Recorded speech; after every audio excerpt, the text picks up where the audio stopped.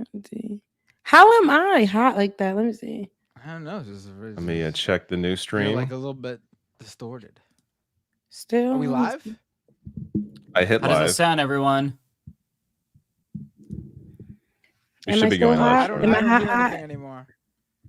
You don't hear Sounds good to anything? me. No, I don't hear the feedback. It sounds clear, good and clear on the stream. Oh, mine isn't even live yet. Hold on. Oh, now it is. There I it is. guess I guess. Yeah, no, it's fixed.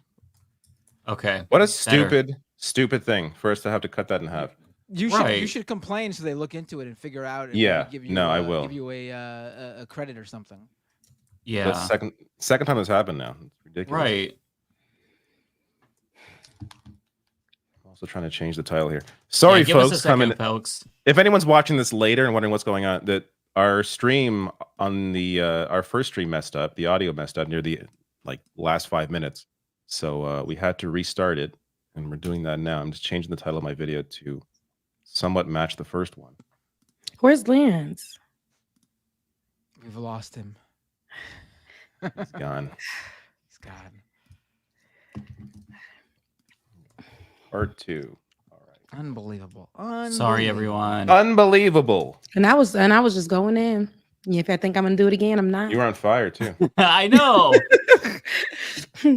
I didn't want to interrupt you, Rebecca, because And you were I think my chat's right in the probably middle. turned But it's off. like, oh no, I don't think anybody can hear you. We've got to find a way to get the audio so people can hear what you were saying. Now, Mike thought it was funny. He didn't want to interrupt you because he thought it was hilarious. That No, you were I just talking and talking to no one. You know, and y'all know once I start, you gotta stop me because I'm gonna. You gotta find a place to get in there. All right, chat should be turned on now. If anyone's watching, refresh your feed. Chat should be working now. I forgot you have to enable chat. This is so. Why does YouTube do this shit? I feel like it's only political chat. My other channel, my second channel, chat's always enabled automatically. It's only this one. Yes, but that one is categorized as a gaming channel. This one is categorized as politics. So chat is turned off automatically. Leon said, "Let him in." Oh, he's here.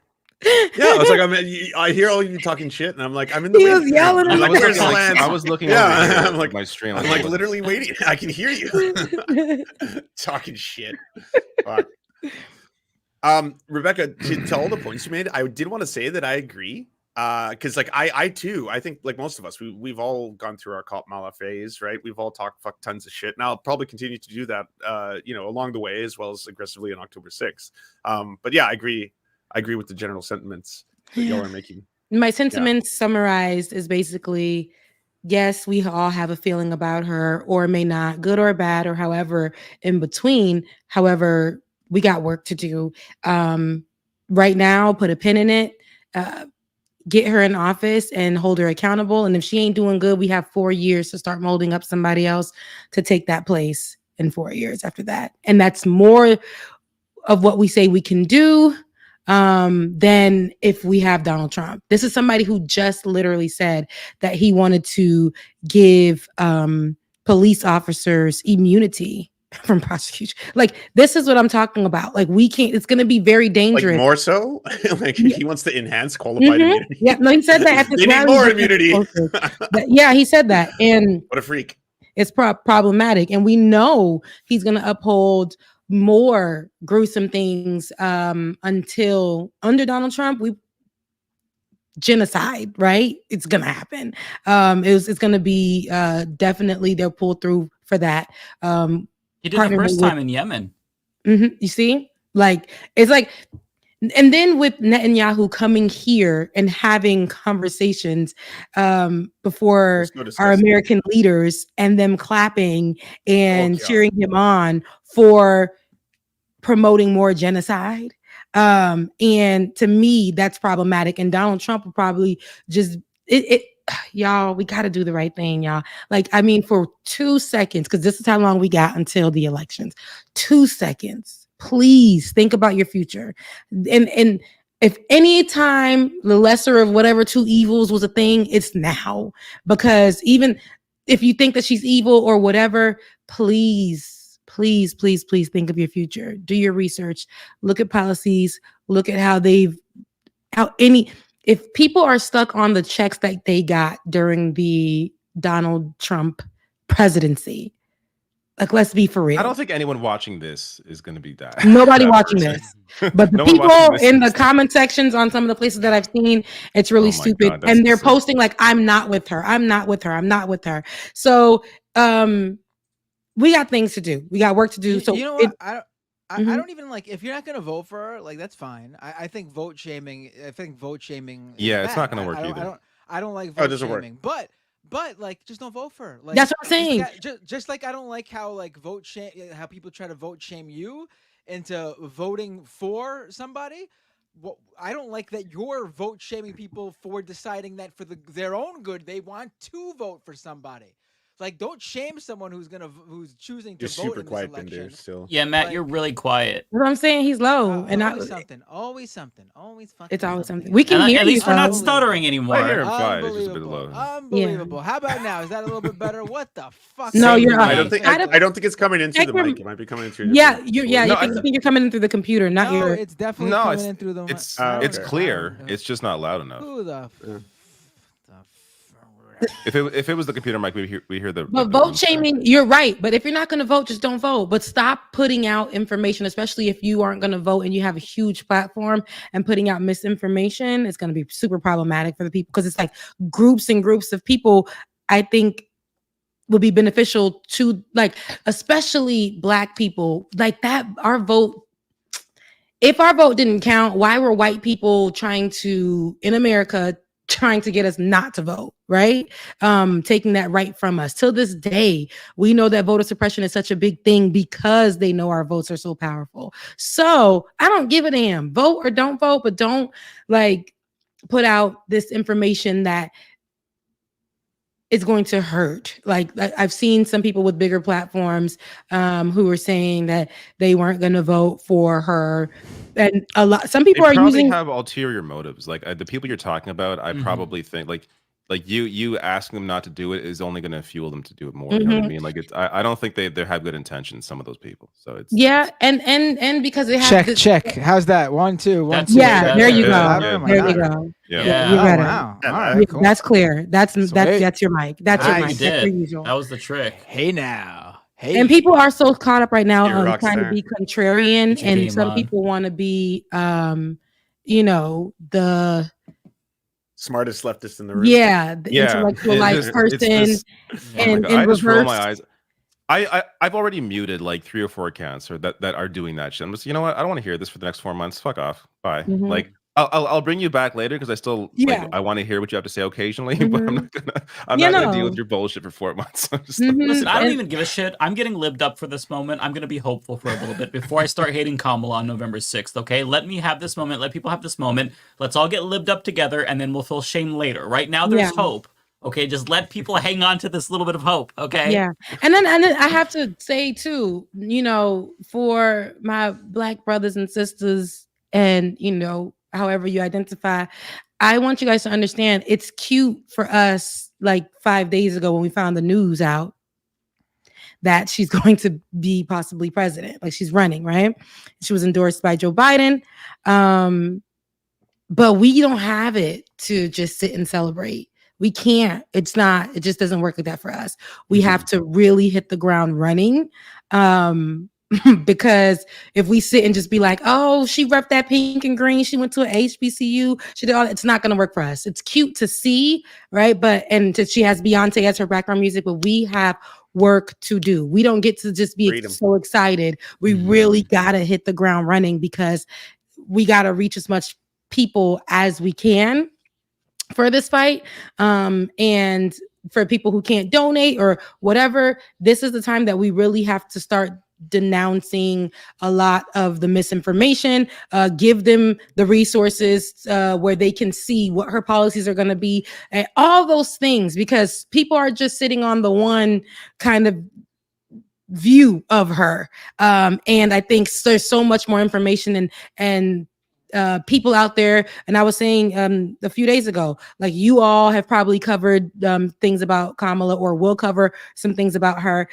Your favorites are covering stuff about her. And so if anybody needs to know, there's resources out there. So it's not only that she's an AKA or that she's Black or that she's pretty. Because I see a lot of people stuck on the fact that, oh, she's pretty and I think we should vote for her because she's pretty. Find out how she's really going to help, because there are things that enough for them. If that's enough for them, then whatever Pokemon gets you to the polls. I'm not vote shaming. I said, I'm not going to vote shame. If you're choosing to vote, it's more than vote shaming. I think for when I'm speaking to Black folks, because I feel like we can get so caught up in just that superficial part of it when this is literally, y'all, this is going to be our life. We've been fucked up for so long. This is literally going to be our life, and we got to know why we're putting the importance of why we're putting them in. I understand the vote's going to be great, but after that, it's like we just don't. We've done it before where we're choosing the lesser of two evils, or we've done it before where we've done that already, and when the person was seated, which was Joe Biden, it was kind of like a lot of the things that were promised didn't go through. And then we were all upset. Nah, we got to know what this person stands for, what they're about, what we're going to hold them accountable for when they sit their ass in there, and what we're going to do if they're not doing what they need to do. So I need the voters to be amped up to not only just vote, but just to know why we're voting, why it's important. Yeah. And I gotta say though, like, if it wasn't for Gaza, I think Biden's actually impressive. Like his labor record, like I did not expect him to be so as pro-labor as he is. Someone like Lena Khan as well when it comes to antitrust. Like I didn't expect some aspects of his administration at all based on his history. Yeah. So it's if anything, he's definitely exceeding my expectations. But yeah, like I hear what you're saying that people should be informed. I just people don't have time is half the problem. But there's enough time to know a little bit more about her. I've learned so much in the last few days, to be honest. So like I said, there's resources out there. Literally it's so much. So people are doing what they can do, and I think it's great because there's a lot of people who are going to put a lot of bad out there as well. So the more that you know from here and now, we can stay focused and we'll make it to the polls and put that vote in. So because there's a lot of swaying that they're going to try to do between now, because it's such a short amount of time. We want to keep it hot. We want to keep good in people's ears right now about it. And then I talk about go ahead. The value. No, go ahead. I was gonna say Trump just backed out of the debate. I don't know if y'all saw. Did he really? Oh no, I didn't. Yeah, he's formally dropped. That's that's not very alpha. Oh my god! I really wanted to see it. You know? Yeah, it's kind of a low T move. He's gonna get destroyed. If anything, politically, that's a good move. Wait, where do you see that he officially? Oh wait, I see it now. I'm seeing Sam Stein. I think it's on. Trump I saw it on. Says he's backing out of the debates. Yeah. Here, I can. I will present. Wow. I mean, look, if I were him, I would do the same thing. He's gonna be called a chicken, but he saw how bad one bad debate went for Biden. Wow. Let me just grow this. There we go. Trump camp says he's backing out of the debates. Kind of soy. Given the continued really political weird chaos surrounding crooked Joe Biden and the Democrat Party, general election debate details cannot be finalized until Democrats formally decide on their nominee. There is a strong sense, which they will by the debate, which is September. Yeah, this is so stupid. There's a strong sense by many in the Democrat Party, namely Barack, which that's spelled wrong.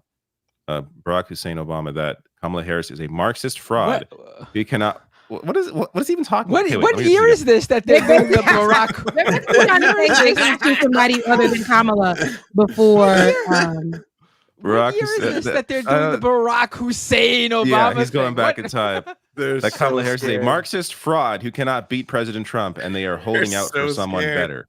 Therefore, it would be inappropriate to schedule things with Harris because Democrats very well could still change their mind. Wow. But just a few days ago, he said that he absolutely debate her. Little scared child. What a scared child. Wow. He genuinely is horrified of her. That's crazy. If he doesn't do it, she's just got to do the thing that Ossoff did. Empty podium. He would look so fucking stupid. Yeah. He would look, just go ahead with it. They still got to hold something for sure. Yeah. I think Kamala would do that. She's much more savvy. On a national scale for president, that empty debate that empty podium debate would be insane. Yeah. It would get so much more of a reaction for her and against him than like a senatorial So Vice President Harris just quote tweeted the news saying, "What happened to any time, any place?" ? I I'm love liking that. this. I'm feeling lipped up. Yeah, we're not going back. We're never going back. We're not going back. We're not going back. Not going back. I'm not going back. But, This is my fight song. No, don't. Far, curse far. Wrong song. Wrong song. That campaign launch ad is really good, by the way. I would share it if it wasn't, copyrighted Beyonce songs on it. But it was I think a really strong launch ad for a campaign. It was. It's nice to just be hopeful again. But the you know what? Beyonce song? Since we're hopeful, David, I think you should do the segment. Oh, all right. So, JD Vance, I prepared this segment for my own channel, but I figured this is better with you people since we can all enjoy it together. You this excited for a segment before. It's just that I actually prepare something for once for this podcast. So I have prepared a discussion on JD Vance. JD Vance, you may have heard that he has a fondness for couches. So this is a real headline that was in the AP. No, JD Vance did not have sex with the couch. So I'm leading with this because they ended up having to take this down. I will explain how we got to this point. Yes, question. Okay. I was going to say, how can they fact check that? They don't know if he's never had sex with a couch. Did they check the couch in question for semen? I think that's why they took it down. Well, that's exactly the reason why. So as Andrew noted here on Twitter, how do you fact check that? Do you interview the couch? Because the reality is he may very well have. They don't know that you can't fact check that. So I want to get into some of the fun that people have had with this story, because over the past, really since a week ago, I'll show you how it started, but I want to show the memes first before I get to the genesis of this whole story. This is one of my favorite ones. I did not have sectional relations. I did not have sectional relations. Here's a really good one. JD Vance when she wants to get on top. I hadn't seen that one. The angle of his face and eye line is a good giveaway. Dude only has eyes for one thing. I was like, this counts as a threesome. What? Okay, guys, don't hate me for this. I've seen the couch stuff, right? I'm but so happy you don't know about this. Yeah, I don't know where it's stemming from. So don't hate me. The internet poison you all the time. No. I feel so bad, Rebecca. I know. Ashley? No, Ashley Furniture. Hell yeah. Here's a good one. Whatever you do, don't tell JD Vance about this couch. Oh, hell yeah. Oh, damn. Pussy right there. Hell yeah. That's a caked up ass couch. God damn. Yeah. I want to really feel you, though.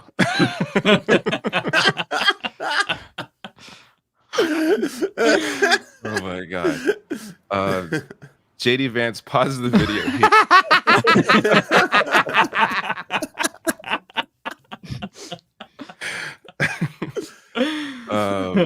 Here's another one. JD, no, that's not what intersectional means.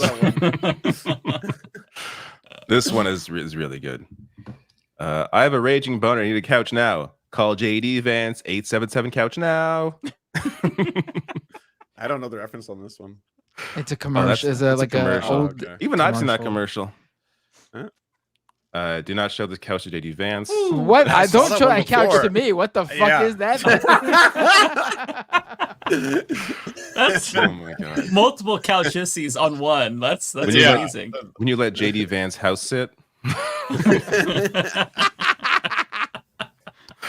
And the last one I have, unfortunately, it might not hit as well because we cannot hear are not allowed to play the music over it. But this is a fantastic little if I can get it working video. I love that this is the first segment you prepared for on the Leftist Mafia. Oh, we can't play the music. But imagine some romantic music over top of this. Oh yeah. Oh yeah. Oh yeah, and this goes on and on and on. Just him and looking at beautiful couches. Oh yeah. So here is the genesis of this story.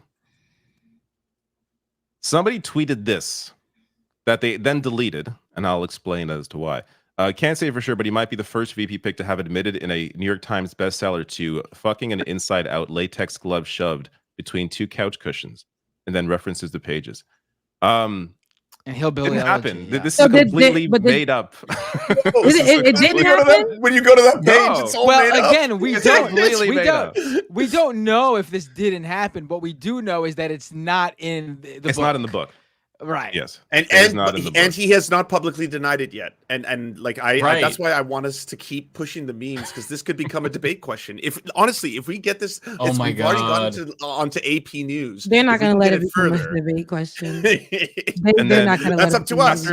After that tweet, people just ran with it. Someone else, people were tweeting about it without even reading the pages, just liking it like it was real. It kept going on. Wait a minute, JD Vance fucked his couch, and then wrote about it. Like this is how shit spreads. JD Vance fucked his couch, and why is this rumor so believable? I love that they have to report about this. I love that so much. Yeah. So I don't. You know what? So he put a condom on, allegedly. A latex glove, allegedly, between two and then couch put cushions. it through his couch, and the friction. He went to town. He wanted to see what it was like, so he fucked his couch. He got some couches. Isn't he married or? Well, Hillbilly Elegy is his coming of age. It's his coming of age story. He would have been age. But is that, he's okay. I know nothing about this man. Never American heard of Pie him moment. until recently. You do know he's a couch fucker, so there's that. I know that, and I know allegedly we've heard, and I've learned a lot about him as well. But the couch thing seemed not important to me at the time. I'm like, it didn't seem great, but yeah. But I see people are gonna make it a thing. It's already become a thing because I've seen couch everywhere. I will say it's important in the sense that it helps to just turn this guy into a clown. We shouldn't. But he was already a clown when I saw that he was a Trump hater. No, he was already a clown when I saw that he was a Trump hater. He's already a clown, exactly. Around, but we should make fun of these people. Do you want to read the other passage that I stumbled across? Yeah, so Mike apparently uncovered page 21. So do you want to read it out loud, David? Well, you wrote it. Why don't you read it in a Southern accent? You got to put on an accent. I'm not going to put an accent on. Who has a Southern accent? Read it. You really got to get into the style. Okay. Does he doesn't have a Southern accent, JD Vance. It doesn't matter. The occasion calls for one. Yeah. So this is page 21 of Hillbilly Elegy. Life in Jackson ain't quite like it is elsewhere. Well, you sound racist as hell. Does it? Damn. Is it? Continue. Okay. You're giving off plantation owner. Okay. Is it? Oh no, I didn't expect my accent to be that good. Okay, I'm sorry. Just because we were poor didn't mean we didn't know how to throw a party and have a gosh darn all good time. Lindsay, I think this is his sister, and I threw a big party with the fellas from the gas station one night. We filled up a bucket with fruit punch and vodka, blasted 80s rock, and got high as kites. That's the first time I experimented with shrooms. Lindsay woke up with a penis drawn on her face, and I found an empty M&M's minis container shoved halfway up my ass. Don't quite know how it got there, but to be honest, but it wasn't as pleasant as the hot dogs we'd used for makeshift dildos in college. Still, that was one hell of a night. And he goes on to talk about his Mima and Peepaw and whatnot. But yeah, page 21. People got to read this book, man. There's a lot in this book. Is that really in the book, or is this made up? It's a movie by Ron Howard. Ron Howard turned this into a movie for Netflix. Glenn Close is in it. She was this scene in the movie? Award. I don't know. I haven't seen it. Yeah. This is some sickery stuff, but they're demons. I told you. Yeah, this is disgusting. This is no, this is not real. Also, I have to say that before I get sent a cease and please, desist. because I'm like, did AI create that? I don't know. That made me uncomfortable, and your accent made me feel like I was somewhere where I shouldn't have been. Like it was a sundown town. Okay, but you guys. I don't know if you guys had seen the news, and I don't want to make it all drab, but I am. I'm going to take it there. With the recent conversation that even Donald Trump just had about giving cops immunity, from whatever the hell that they do, but just basically making them untouchable as well. And we know that they're already pretty much like that here in America. But the recent news on July 6th of the tragic execution of Sonya Massey out of Illinois, when she called 911 because she felt like there was an intruder in her home, and she called 911. They sent out, of course, cops. And whether or not people want to say she was having a mental episode or not, her children said that she suffered from, I believe, schizophrenia and anxiety. And they said that she was having some sort of an episode, but it wasn't that bad. And when the cops did come in, sat with her and talked to her, she had a boiling pot of hot water. And they told her to go turn it off. They walked her over to it, one cop in particular. And she looked at him and he said something to her in regards to the water. And I'm going to read it like this. I have a short version. 2 deputies arrived, one of them being Sean Grayson. Sean Grayson is the cop that shot her. They followed her as she searched for identification. While inside, Grayson spotted a pot of boiling water on the stove and asked her to remove it. Sonya is her name, Sonya Massey. After picking up the pot, Sonya asked the officers, who visibly distanced themselves from her, why they moved away, saying, where are you going? And they say, away from your hot steaming water. Grayson answered. Sonya says, in response, away from hot steaming water, questioning it. And then she looked up at him and she says, I'll rebuke you in the name of Jesus. Right.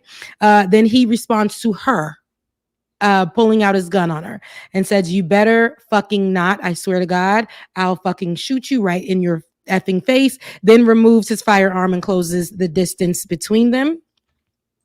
And then she began to kneel behind a counter and can be heard saying, I'm sorry, as he continued to advance towards her.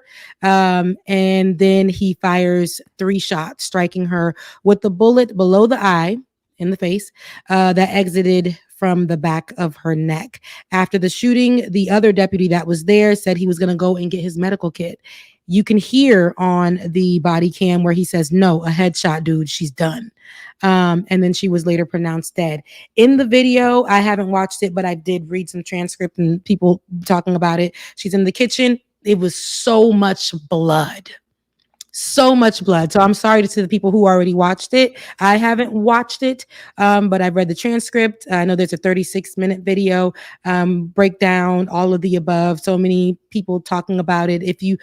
I didn't watch it because I feel like I've seen this video a million times already with other people and I can't take it, right? But knowing that this happened July 6th, the family wasn't even aware until just recently as to what really happened, because they were told that the intruder was the one that took her life, when in fact it was Officer Grayson that took her life, and they were trying to figure out what kind of news they were going to give out, trying to hide it. And finally, the son didn't find out until it was on the news and had to call the family about it. And again, this occurred on July 6th, and the body cam footage just came out a few days ago. So one of the 2 cops didn't even turn on their body cam, right? Like that's only because the other cop had his already on. The other one turned his on after the execution, basically. Yeah, the cop himself. And so the other one was the one that captured everything. And so it is very unfortunate that this is what cops can do. His history already, he done jumped from so many other places employed as an officer, and he has a history of this type of behavior. And the fact that he wasn't vetted at this place. And then this was first of all, we were never going to hear about this until this body cam footage came out. The fact that the police department was holding this information, the other officers knew. There were so many officers outside, and they still gave the family the information that she passed away from an intruder, knowing what happened. Is very like just murder, right? Yeah, shut down an execution. Yeah. Shut down the whole department. And then there are comments saying that they then said that she committed suicide. Like, I guess they changed their story. Yeah, they tried so many different things. They were throwing out a whole bunch of different stories to the family. And the father the son was told something, the father was told something, the daughter everybody was told something different. A lot of the news that they were getting were coming from the news itself, and as it was coming out. And if my thing is also, if the officers, and this is why it's so scary to be having a mental breakdown and then to have anxiety and be in front of cops, it's super duper scary. You're looking for your identification. It's scary. They're telling you to go take the pot off the stove. You go over there. The anxiety. I know when I'm super anxious because I suffer with anxiety, and I know when I'm super anxious, I get weird. I get like a lot of crazy. You don't know what's going to come out of your mouth. You don't know, right? And so in that moment, if there was this is why I say too, with officers, they're not trained to de-escalate. I like to say that officers are trained to shoot to kill when they see Black people specifically. Already they're a threat, whether you're a woman or you're a man. If you're Black, you're already a threat. And so when they come there and you can identify and see that there is an issue that may possibly be a mental issue, you are not trained to de-escalate. Call somebody to the scene to be able to do that. What sucks is she called for help and she lost her life. Mm-hmm. She called for help and she lost her life. And we would have never heard about the story until this body cam footage came out. The family would have never knew the truth until the body cam footage came out. They thought the intruder gone away. Then they were hearing all these different other stories. And I believe that now he is, behind bars right now, and waiting trial. But with this whole thing, it's like, we know there needs to be, I know people don't say this much anymore, but defund the damn police, like reformation or whatever. Something needs to happen. It wasn't a radical slogan. It wasn't. Yeah. I was so pissed off that all the energy from the second Black Lives Matter movement and the protests and all that, all of a sudden it's like, oh, that's not going to be a very productive conversation for us to have. No one wants to defund the police. We need more police. But absolutely. This shit you can't fix, right? Like, it's so deeply embedded in this fucking white supremacist organization whose roots were about maintaining slaves. Like, it's there's so much fucked up about that entire from the top on down system that honestly, you don't have to be an abolitionist, but you can certainly look at this is fundamentally fucked. Every single time one of these stories happens. Absolutely. Oh, I watched the video and it honestly it doesn't make any sense how it went down. Yeah, I watched it too. I was gonna say that. She's told by them to go remove the water that was heating up in the pot on the stove. First of all, in what world would they tell her to do that if they thought she was a threat even in the slightest? Why wouldn't they just go over and fucking remove it themselves? That's so bizarre. But then second of all, she's removing the pot and they're talking back. There's a conversation going on sort of and it's not on edge or something. They're having I think there's even laughter or something. Yeah, she was joking when she said I rebuke you. It wasn't serious at all. And then she says that and the guy fucking freaks out. Did he not know? Did he not know what that meant or what it it was very bizarre. And for me, when you're not a good person and when you know that you came in there for a certain reason, and I think he heard it and took it as, oh, is she threatening me? Is she, and she's holding this. It was already in him. He was already, like I said, they literally are trained to shoot to kill. Whatever this woman did that made him feel small or attacked or whatever in that moment, that's all he saw. And that's his history in the police department. And again, he wasn't really vetted in this most recent police department, in his most recent. Yeah. So a lot of these guys get fired or lose their job and they just go to another department in another county over and get hired. It's not so much that they aren't vetted. They know exactly who these guys are. They just don't care. And that's a problem. It's a problem. Yeah. And so, because those people will continue to do it, they did it in this city, they moved to another city, and they will do it again. So yeah, it's a damn problem, because if you have a history of doing this and you're going to places that may be predominantly Black or whatever, or you have this kind of feeling for a certain type of people in your heart, you head over to their house when they're calling for help. The smallest thing you're triggered on, and now you're shooting to kill. You tell this lady immediately. He tells her when she says that, he'll shoot her. I'll shoot you right now. And he did it. He did it within seconds. Same thing with Derek Chauvin, right? He had a history of being a fucking racist ass cop who had done a ton of shit where like people were like, that's fucked up. You shouldn't be a police officer. You shouldn't have a badge. Like this is fundamentally going to cause more and more suffering. But and people were saying online and trying to say, oh, you know, mentioning that she had a mental health issue is not important. First of all, yes, it is, because people could, it does not make her less of a person. It doesn't mean that she was meant to be shot down. It does not make her, none of that. She should be here regardless. I don't care what was happening. She called for help, period. But also, if the person that calls the police is the person that they perceive as the threat and there's no one else in there, just don't go inside the fucking house. Like, just don't go in the house. They're not trained for that. There's nobody in the house who called you. She called you. Why are you going in the house and treating her like she's the criminal? Because she's black, period. Well, yes, it's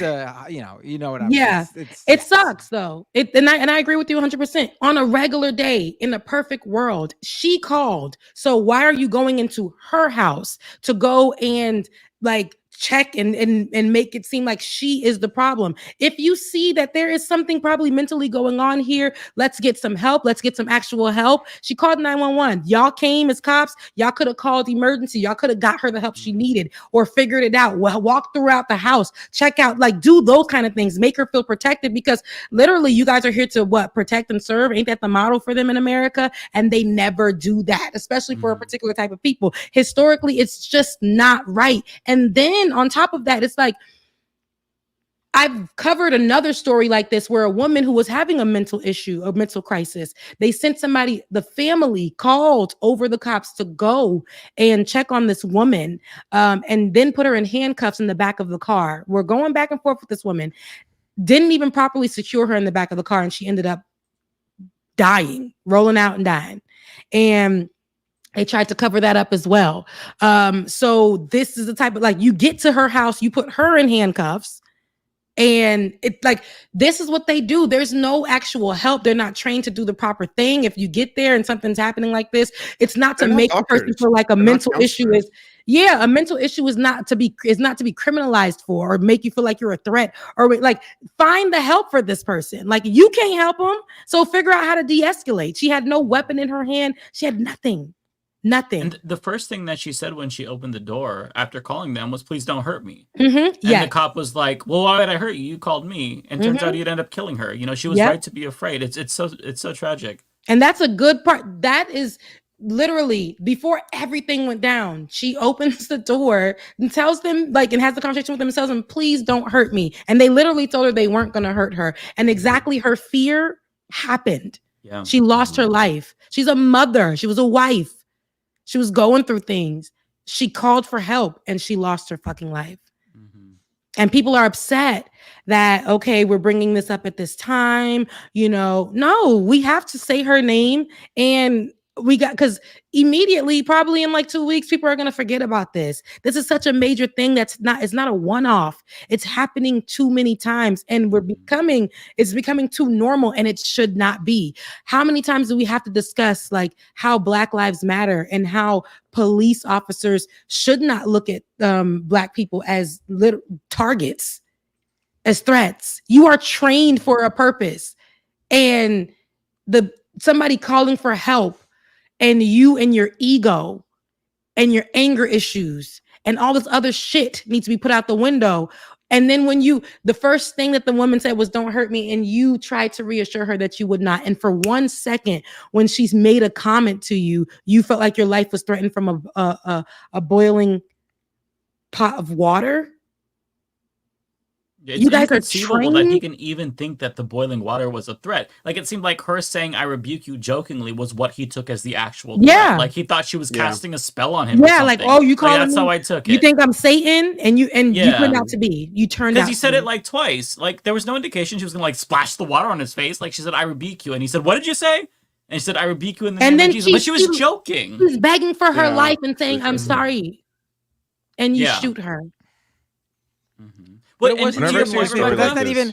But that can't even. That's not even a threat. Like right? No. Like it doesn't like people like the way this conversation is sounding. It sounds like I don't want it to be we're saying it the wrong way, and people come away thinking like, oh, she said something that she said jokingly, but could have been perceived as it wasn't at all. It couldn't be perceived at all as a threat. Yeah, she was putting the pot in the sink and like pouring. They even mentioned the steam or whatever. She was doing what they told them to do, and as she was doing it, she replied to something he said to her, and I rebuke you in the name of Jesus, and he fucking freaks the fuck out. Yeah. She was saying it very clearly, jokingly. You know what's so funny? Because I'm like, what if she did see something evil in him or whatever? What if she did see anger in him or whatever? She started off telling them people, do not hurt me. And then she was looking for her identification all nervous. Right. Cops probably were making her nervous as hell. And, she might have. But it wasn't even. It wasn't. It was just an offhanded, little comment. It wasn't anything in relation to. It was. That's what makes it so extremely bizarre. It was such casual conversation. She was just. Yes, if you watch the video, they're actually talking at this point. And I swear I remember there being like a lesser serious, like, I don't want to say the word lighthearted, but there was like the cops were like joking with each other as she was doing it because it wasn't that big of a deal. That's the way that's how it felt to me too, Matt. Yeah, and then she just says this comment like herself as if she's trying to like also be part of like this like sort of like lighthearted conversation to make sure it's that everything's cool, and he freaks the fuck out. It's so bizarre. It's so weird. What's the other officer doing when that happens? He freaked out. He follows the guys. He follows the main cop's lead and pulls his gun out too. But then he tried to get the medical. Once he did that, he thought. I think he was freaked out so much. He thought like he was in crisis. Like, let me go get the medical, and then. How that cop responded, because I did hear the audio for that, where he was just like, it's a headshot, she's done. Like, it was almost like proud. Like I finished her. And then when they went outside, he starts cursing on audio, like she's a crazy ass bitch, that type of stuff with the other cops. Having that conversation outside while she's bleeding. Yeah, building the narrative to cover up the fucking murder, essentially. That's it, right? Like, she was crazy. She was coming at me. You saw it. Fucking, she was going to throw the hot water on me. It's self-defense. And there's, again, that knowing what happened, and she could have been here, and this person was sleeping every night since July 6th until he went to jail, but he was sleeping good while family didn't even know what the truth was at the time, and they were trying to build their story for his ass. Whenever I see a story like this, I think about all the stories that are covered up that we just don't hear about. Yeah. This is probably just a rare example of this shit actually getting out and us seeing what actually happened, because this definitely happens a hell of a lot more and we just never hear about it. Yes, it is. And cops get away with a lot of stuff. I remember covering a story here years and years ago in Cobb County where a cop that was revered started out as a police officer in Cobb County, ended up going and becoming, I believe, like a fed or over the narcotics unit, a head police officer, whatever. And he started planting, and he did this for years. And he started training up other officers that were coming up, young ones, planting things into minority students' cars they would be speeding, and he'll throw drugs in there and tell them, yeah, you did have drugs. And, it's kids that probably were drinking or something. So they would be like, I didn't have drugs in there.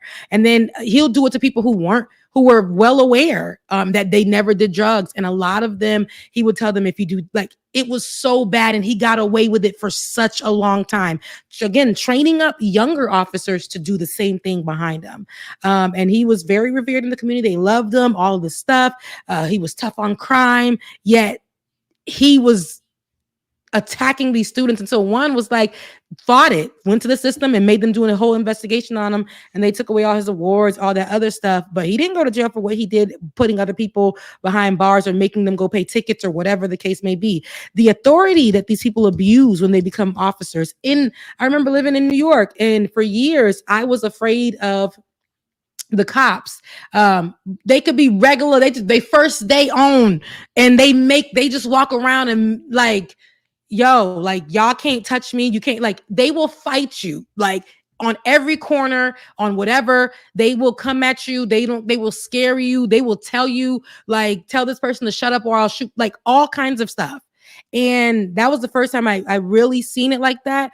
But then even when I was 12 years old, y'all know my stories with the cops is never good. When I was 12 years old, a cop had a whole AK-47 AK on my back when I just went to get the mail at my own house because my neighbor said I was breaking into my house. It was terrible. These people get away with so much. They never apologized to me for that. They never said nothing. They get away with all of this type of stuff. If they think something is wrong, if they say something is wrong, if they feel something is wrong, if they feel like you talk to them dirty, if they feel like you looked at them crazy, that badge doesn't give serve and protect for a lot of different communities. And it gives more so they have this power and this authority. They cannot be touched. So much so that Donald Trump's ass just said he wants to give these people immunity from the stuff that they'll do while they wearing their badge. That is going to be, imagine America like that. We already kind of live like that with the stories they cover up every single day that we don't know about.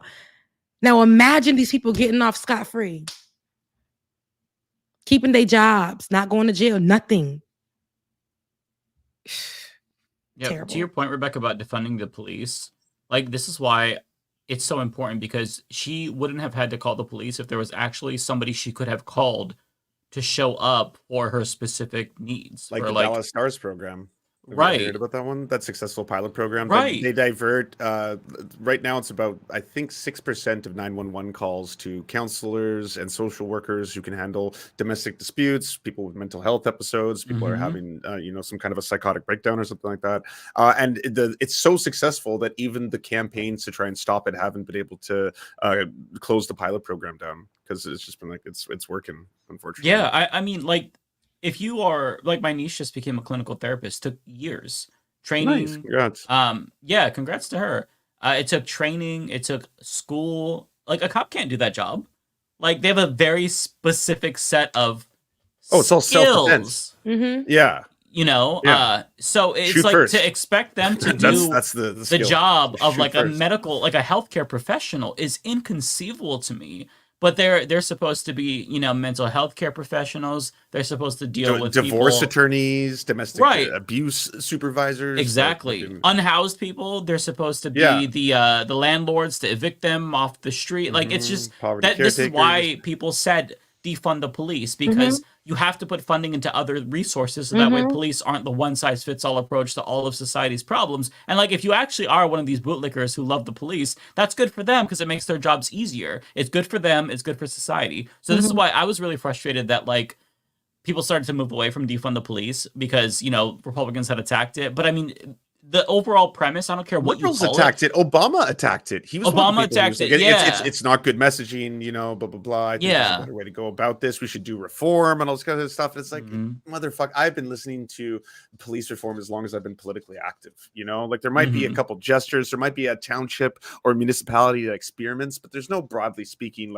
it's still nearly half the city budget of most major cities is going to the fucking police. Over everything else, over libraries, schools, teachers, books, custodian, everything the city needs to work. Yeah. So I don't care what you call it, but the original goal of defund the police, funding everything else in society as well, not just police. I think however you rebrand it, go with that, because that's what you need to do, right? And another thing that the left, or not the left, but just in general, people have to focus on is busting up cop unions, because they have a lot of fucking power. Yes. They have so much power. Yes. And so I'm pro-union, not cop unions. Those need to be broken up. We need some right-to-work laws for cops in states, because they make it so that way reform is just impossible, because they have so much power. They run the cities. I did a story years ago. Hi, doggy. I did a story years ago on the fact that they had a union, and Isn't it wild? Again, it was in the NYPD. New York is a different kind of place, Matt. But I didn't say nothing. I'm just saying, that's your people. That's your people. But they literally had this whole union, and they did a commercial about blue racism. And they talked about how they are the ones being discriminated against. Oh, no. The blue racism is for people in uniform, and they feel like, every day they have to walk out in fear for their lives. It was a whole commercial, if I find it, I will play. You're not born blue. You take off that uniform when you go home. But that's what they called it, blue racism. Oh my God. It was the whole thing. And then it was under the Trump era, and so they were feeling very like that's how they were feeling. Like, we can say this stuff. And so many more unions were being created. Just every day you woke up, it was another one. And they all were spreading this blue racism thing with a thin attached with a thin blue line whole thing. So it was so much that, and under those pages and stuff, they had a commercial too, paid for, funded by, all kinds of stuff. Oh, God. And underneath those pages, they were like, it wasn't George Floyd at the time. I forget who it was. It was someone else that was murdered, because it's so many at the hands of a cop. And they were saying they deserve to die under the comment section. They deserve to die. They deserve this. Then they were throwing the pictures up in the police, and it was police officers themselves too in there saying so many racist things and keeping their jobs. They were like, it was no issue. There was like, these people hate these people, calling these people all kinds of names, saying that this death was warranted and this murder was warranted and all that stuff. And if this person didn't do anything, and if they would have respected the cop and all kinds of stuff like that. And these people were the ones that were on the streets. These are the people that are serving and protecting y'all. Meanwhile, they don't like what you look like. Say something crazy to them. Like, terrible. Yeah. I need this to... I know this is and I hate to say it, y'all. I know this is not the last time we would hear about a story like this, or something that's being covered up and just coming out from body cam footage or whatever. It's so sad. But the reason that we have to amplify these type of stories is to let y'all know that these are things that are continuously happening, and we need it to stop. If we stay quiet about it, they'll continue to do it and get away with it. But at least this person is now behind bars. My thing is, he was sleeping for nights after he did this. Right. That blows my mind. That couldn't believe it. They think they're above the law because they are. So they, Yeah, they have qualified immunity. The best place you can hit police officers is in civil court, and then a lot of people don't even know about that. But doing that also puts a target on your back. Not like they're really going to execute you and staple. They could if you're black, but like it's more just like, do you want to be on a police list where they're now, when you pop up on a system, that's the person who sued the police. That's the, that kind of shit too. Like, that's the person who talks about police. That's the person who, does their life's work about abolishing police, and they will hate you. Yeah. They will hate you. Look what happened to Olay just for speaking. Yeah, I was just gonna say and speaking against it too, Mayor Adams, and he done sicked all them police on her, and and crew, and it's like they really abuse their authority. They do it for free. They abuse their authority, and just because that they're police officers, they believe that their 10 seconds of training is equal to serving in the military. And I don't understand why they get away with so much. It's not fair that there hasn't been any changes. I know that Joe Biden had put something in place in 2022 for them to be trained on de-escalation. But I don't know how effective that's been since. So Mike's picture gets me every time. Yes. I saw just a quick turn, but a video of, or it's audio of JD Vance. Here, let me bring it up.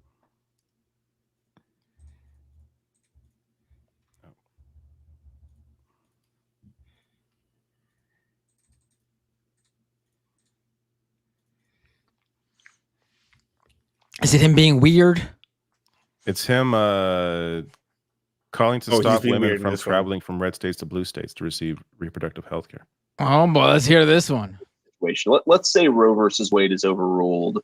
Ohio bans abortion, in 2022 or 2024.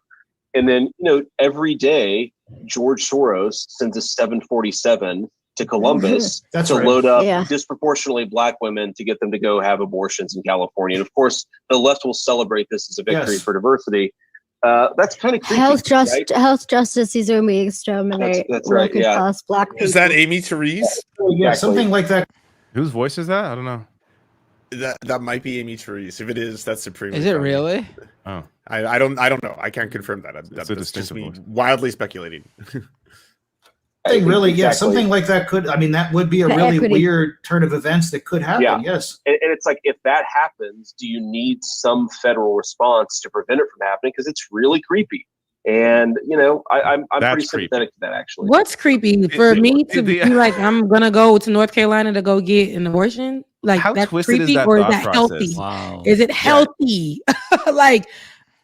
Blocking them from doing that, somehow that's not creepy.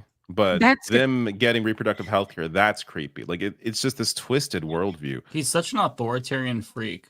Oh, I'm not sure if you all saw this as well. Trump is trying to distance himself from Project 2025, but the guy, Mark Roberts, who is the president of the Heritage Foundation, so he also wrote the foreword for Project 2025, but he's publishing a book in September. And can you guess who wrote the foreword for his book? Donald Trump. JD Vance. Oh, look, Donald Trump. And I was thinking about that. I'm like, Donald Trump can't even write a forward. What is It's going to be terrible. Like, yeah. That would be a hilariously so there's a stupid connection forward. In all of it. Yeah. And they had to change the title of the book because it was something about like burning down America or whatnot. So they changed it to like changing America or something like that. I have a video coming out sometime next week. I've been kind of doing a little bit of research for it, but yeah, it's JD Vance was not a good pick. He's not a good pick. I don't think he's gonna last. Like, we know Donald Trump. I don't know what the process is, if they can't, but they're gonna do something to make him like bow out or something, or let him go through the whole campaign and then just throw him away like Donald Trump does everybody. Hopefully he don't win, but we'll see how that goes. Yikes. This guy is trash. I mean, like, no, so and then coming out of nowhere, at least make a great name for yourself, but off the gate is garbage. It's just like clownery. It's your joke. So yeah, I think you're right, Rebecca. Look at this. Look at this. I mean, worse than Sarah Palin by a lot, actually. That is quite the feat. -5. I was seeing from CNN that they did a piece on this like a couple days ago where he's the only VP choice that has performed underwater after the announcement.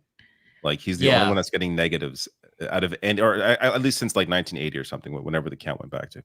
But the only one. Like, that's how poorly the choice is. They really thought they were just going to cruise to the election, and so they just picked their favorite pick, the guy close to money, the guy that is the future, I guess, of the far right. This weird view. I'm not sure if any of you read that piece. I think it was in Vanity Fair, but it was like this deep dive into Peter Thiel and his connection to, I'm forgetting his name now, Curtis Yarvin. Yarvin, I think. He's like this philosopher on the right who basically wants to see a monarchy. Like, that is the philosophy that this guy has, and that's what Peter Thiel ascribes to, as well as JD Vance. Obviously, he's not going to say that. How did he pick this guy? Like, I just feel like, this is like deep right wing shit. Like, this is where all these so-called thought leaders on the right, this is where they spawn from. Like, this is their dude now. His sons are the ones that convinced him to pick JD Vance, because he was going to pick Doug Burgum, and then his sons were freaking out. I love that.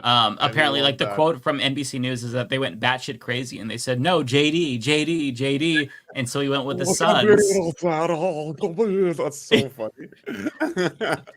Not a good decision. I mean, look, I think Rebecca could be onto something. He saw the bump that Democrats got when they replaced Biden, so maybe he thinks he'll get a bump if he replaces, JD Vance. I don't know.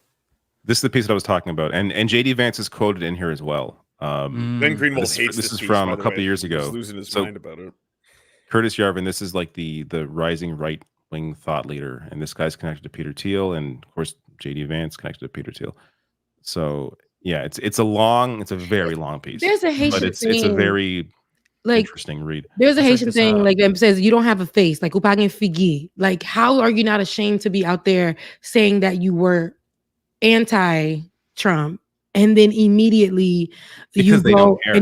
Like that's called snowant. That means that you don't have a face. I don't know how that doesn't sound good in English, but in Creole, it means like you don't have no kind of I didn't realize how great Trump was till he won the election. And he just changed his mind because he realized he's no longer America's Hitler. Yeah, he went from America's Hitler to America's dad.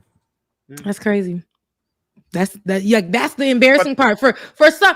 Listen, you're not embarrassed. There's no shame. Like, that's why Trump loves it. He loves when they bend the knee. Like all of a sudden it's like, oh, you're an example if like you just turn it around. Like I'll let you back in. You know, you can come back to the bosom. It gives you're on your knees with a lot. Like you rented penthouses on Trump's dick for no reason. Mm-hmm. You have to get all of that, and now this is what you're doing. Absolutely not. Vance was baptized into the Catholic Church in 2019. That was yesterday. Right before the Senate. Isn't that fucking weird? Isn't that really weird? Mid-30s, you become Catholic. Like this is clear. It was all clearly a play, right? Like this is a guy after power. I don't think he actually is he religious. Who the fuck knows? But it's what he had to do to be in the position that he's in now. It's just so bizarre. Yeah, he's more inauthentic than like Hillary Clinton. Because at least she wants power and will say and do anything for power. But he changed his identity for power. That's crazy. Yeah. Anyways, should we get to super chats? Let's do it. Oh, I guess I have to go back to the first stream and look at those. Like, yeah, we can't do it from here. We got to go. I took some screenshots of my super chats on my side. Oh, did you? I'll just go to my account. Yeah, I won't be able to pull them up on the screen, but we can see. So I can't get super chats now because I'm still demonetized. We're still working on it. Jesus, they're so bad. But it's okay. You know, it's fine. Well, it is what it is. But I'm leaving. I'm out of here. But for the people who did, there are 2 people who did send the Cash App. I appreciate you. Carly Smith, I appreciate you. And Smokey Rose, I appreciate you. If you guys want to give, it's at Becca's Voice on Cash App, Rebecca Azor at gmail.com for PayPal. All right. Look, I'm out of here. You guys can rant until 2 a.m. in the morning, but I love you guys. Mean it. I will see you next Thursday. Love you too, Rebecca. Bye, guys. Bye. I only have 2. Can I read them right away? Because I did the rest of mine while you guys were reconnecting. Oh, smart, Lance. But I'll stick around. I'm not going to leave. A85 Ramos with the $5 and the other $5. Thank you very much, A85 Ramos, for both. First one is, you are all awesome people. Thank you for helping me and us shift through the BS and handle on what is happening. And then the second one is a question to everyone. What kind of concessions can Bernie or the unions realistically get from Kamala for the endorsement, assuming she would give the ones Biden gave? Good picks, or keep the picks on the NLRB, FTC, commitments to certain executive orders and policies. I think that she can kind of overpromise and underdeliver, and if they don't get a supermajority, which they probably won't, so she can say, "I'll commit to this policy." And maybe in Bernie's eyes, that's good enough just to kind of move the needle and get it on the Democratic Party's agenda. I think she's probably going to sign on to what Biden signed on to, which is expanding Medicare to include like vision, dental, and whatnot. The 5% rent cap, I think that's something that she would sign on to as well. I think basically the same stuff. That'd be my guess, but I don't know. Yeah, I subscribe to that. Is there more? Should I go next? Yeah, feel free.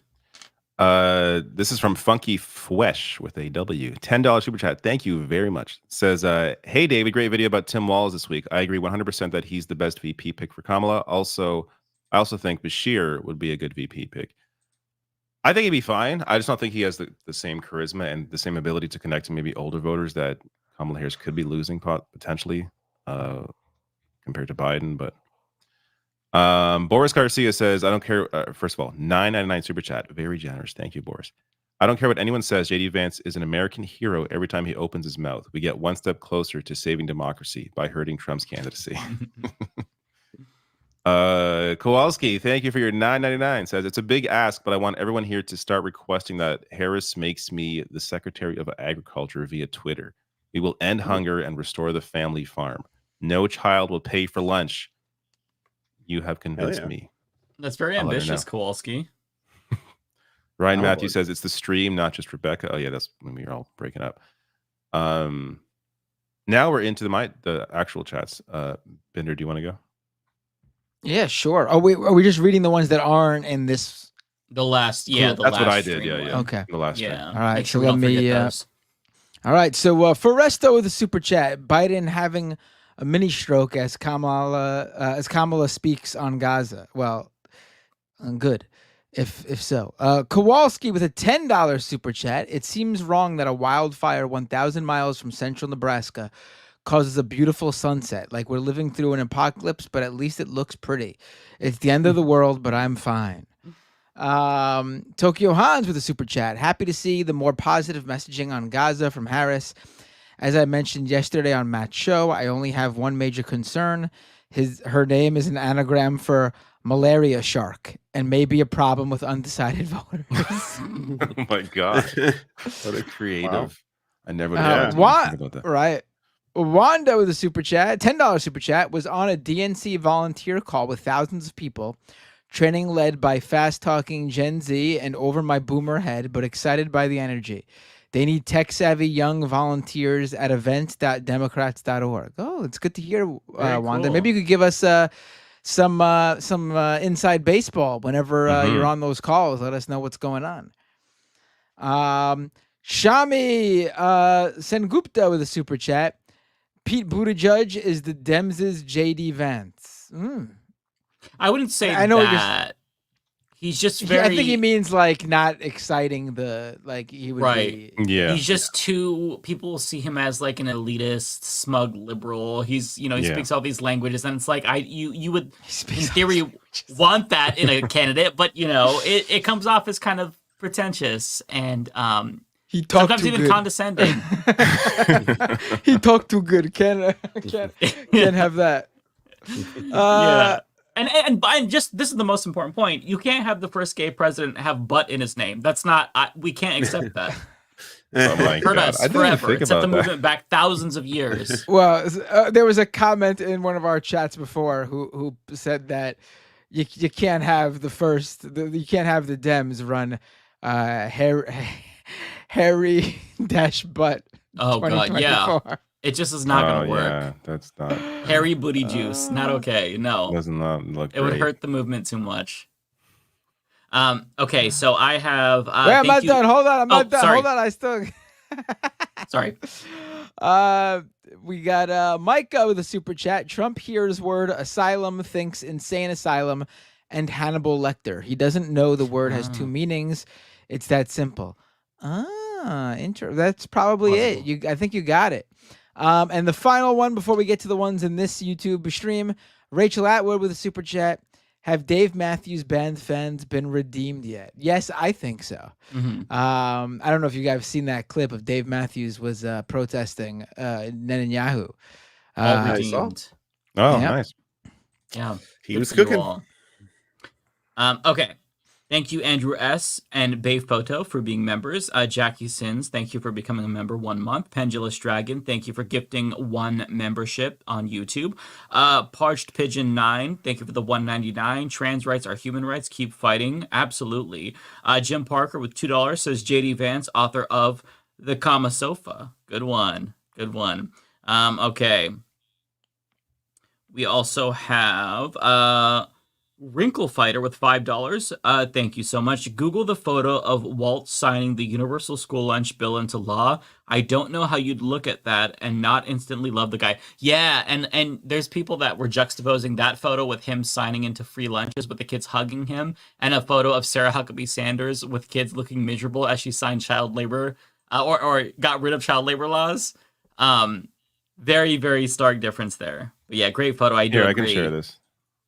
There we go. This photo. Such a wholesome photo. So wholesome. Yeah, he's a great guy. Okay, so the didn't next Sarah one, Huckabee try to take a photo like that, but the kids are all creeped out? Am I misremembering that? Was that they Sarah look Huckabee? they were really upset looking because she Yeah. was reducing they child were labor holding- laws. Like, I know. Yeah. if you're a kid, like, Putting you all to work. what? That's a bizarre. Like, I guess I gotta go hit the factory after school today. Like, come on. Like, that's not. How is that gonna excite them? It's so weird. Bizarre. Rain Love. You know who he looks like. You know who Tim Walz looks like. He looks like Wallace Shawn, who is a huge lib himself. The actor Wallace Shawn, the guy from best known probably for Princess Bride, Inconceivable. Oh, Have you I know seen what that he looks guy. like? Yeah. I think he looks better like than Wallace Wallace Shawn. Shawn. Wallace Shawn is That's not a good compliment. no. Looks like Wallace Shawn. Wallace Shawn is It's not a great. nice thing Wallace to Shawn say. is great. Wallace Shawn is great. He's a great excuse you. actor. Absolutely. Oh, he's a But good you're actor, talking- yeah. He's a huge lib too. Wallace, not even Huh. lib. He's a huge lefty. Oh, I didn't know that. Oh, I'm seeing more recent photos of him. Yeah. Okay. The older photos where he looks like really skinny doesn't look quite. Oh no, Maybe I don't that's know what he older looks like photo. now. No. I'm talking about. Yeah. Oh no, back then. Yeah, I see the comparison. Okay, so Rain Love sent a $10 super sticker of a pair. Looks like a pair working out. Thank you so much for that. Or maybe it's clapping. I don't know. But thank you. Asa Rosa with $2. Tim Walz is the Mr. Rogers of the VP list. Yeah, I like that. I can see that. Smokey Rose with $3.33 says, did y'all see the makeup artist replicate Trump? I have not seen this, no. I'll have to check this out, though. I did see a video on TikTok of somebody turning Trump into a Bratz doll just on, like, Photoshop on their iPad. They're, like, squishing his face into it, and it was very, very cool and creepy, but the way they did it was cool. Dave Martin with $2 says, Waltz is Brad. I agree. I don't know what that means. I'm too old.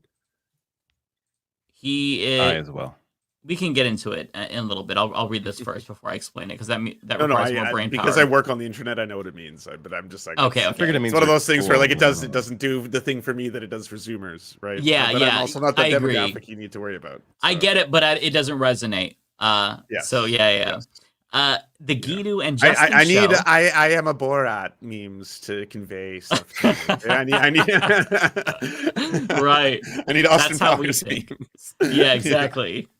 The Guido and Justin show with $5. Thank you so much. She never said the word Palestinian. I don't know if she did. Yeah, I think she did, She right? did. Rain Love with $5 sent a super sticker with a little pair saying keep it up. Thank you so much. Melissa Meyer with $4.99 says Shapiro supported Pennsylvania Republicans in a bill that restricted our progressive DA in Philly. Doesn't surprise me. He also supported charter schools as well, so he's just much more conservative. Jim Parker with $2 says Waltz would be a great VP. You can't have him. Yeah, he's great. He's great.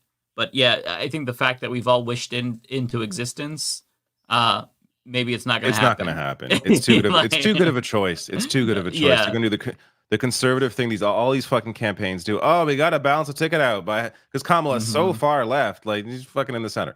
We got to get this guy. We got to get this fucking right. They would never let us be that hopeful. No. Check the Twitter group, David. I sent you just one more meme for your collection that Gen Z just made with some AI video technology. Oh. Yeah.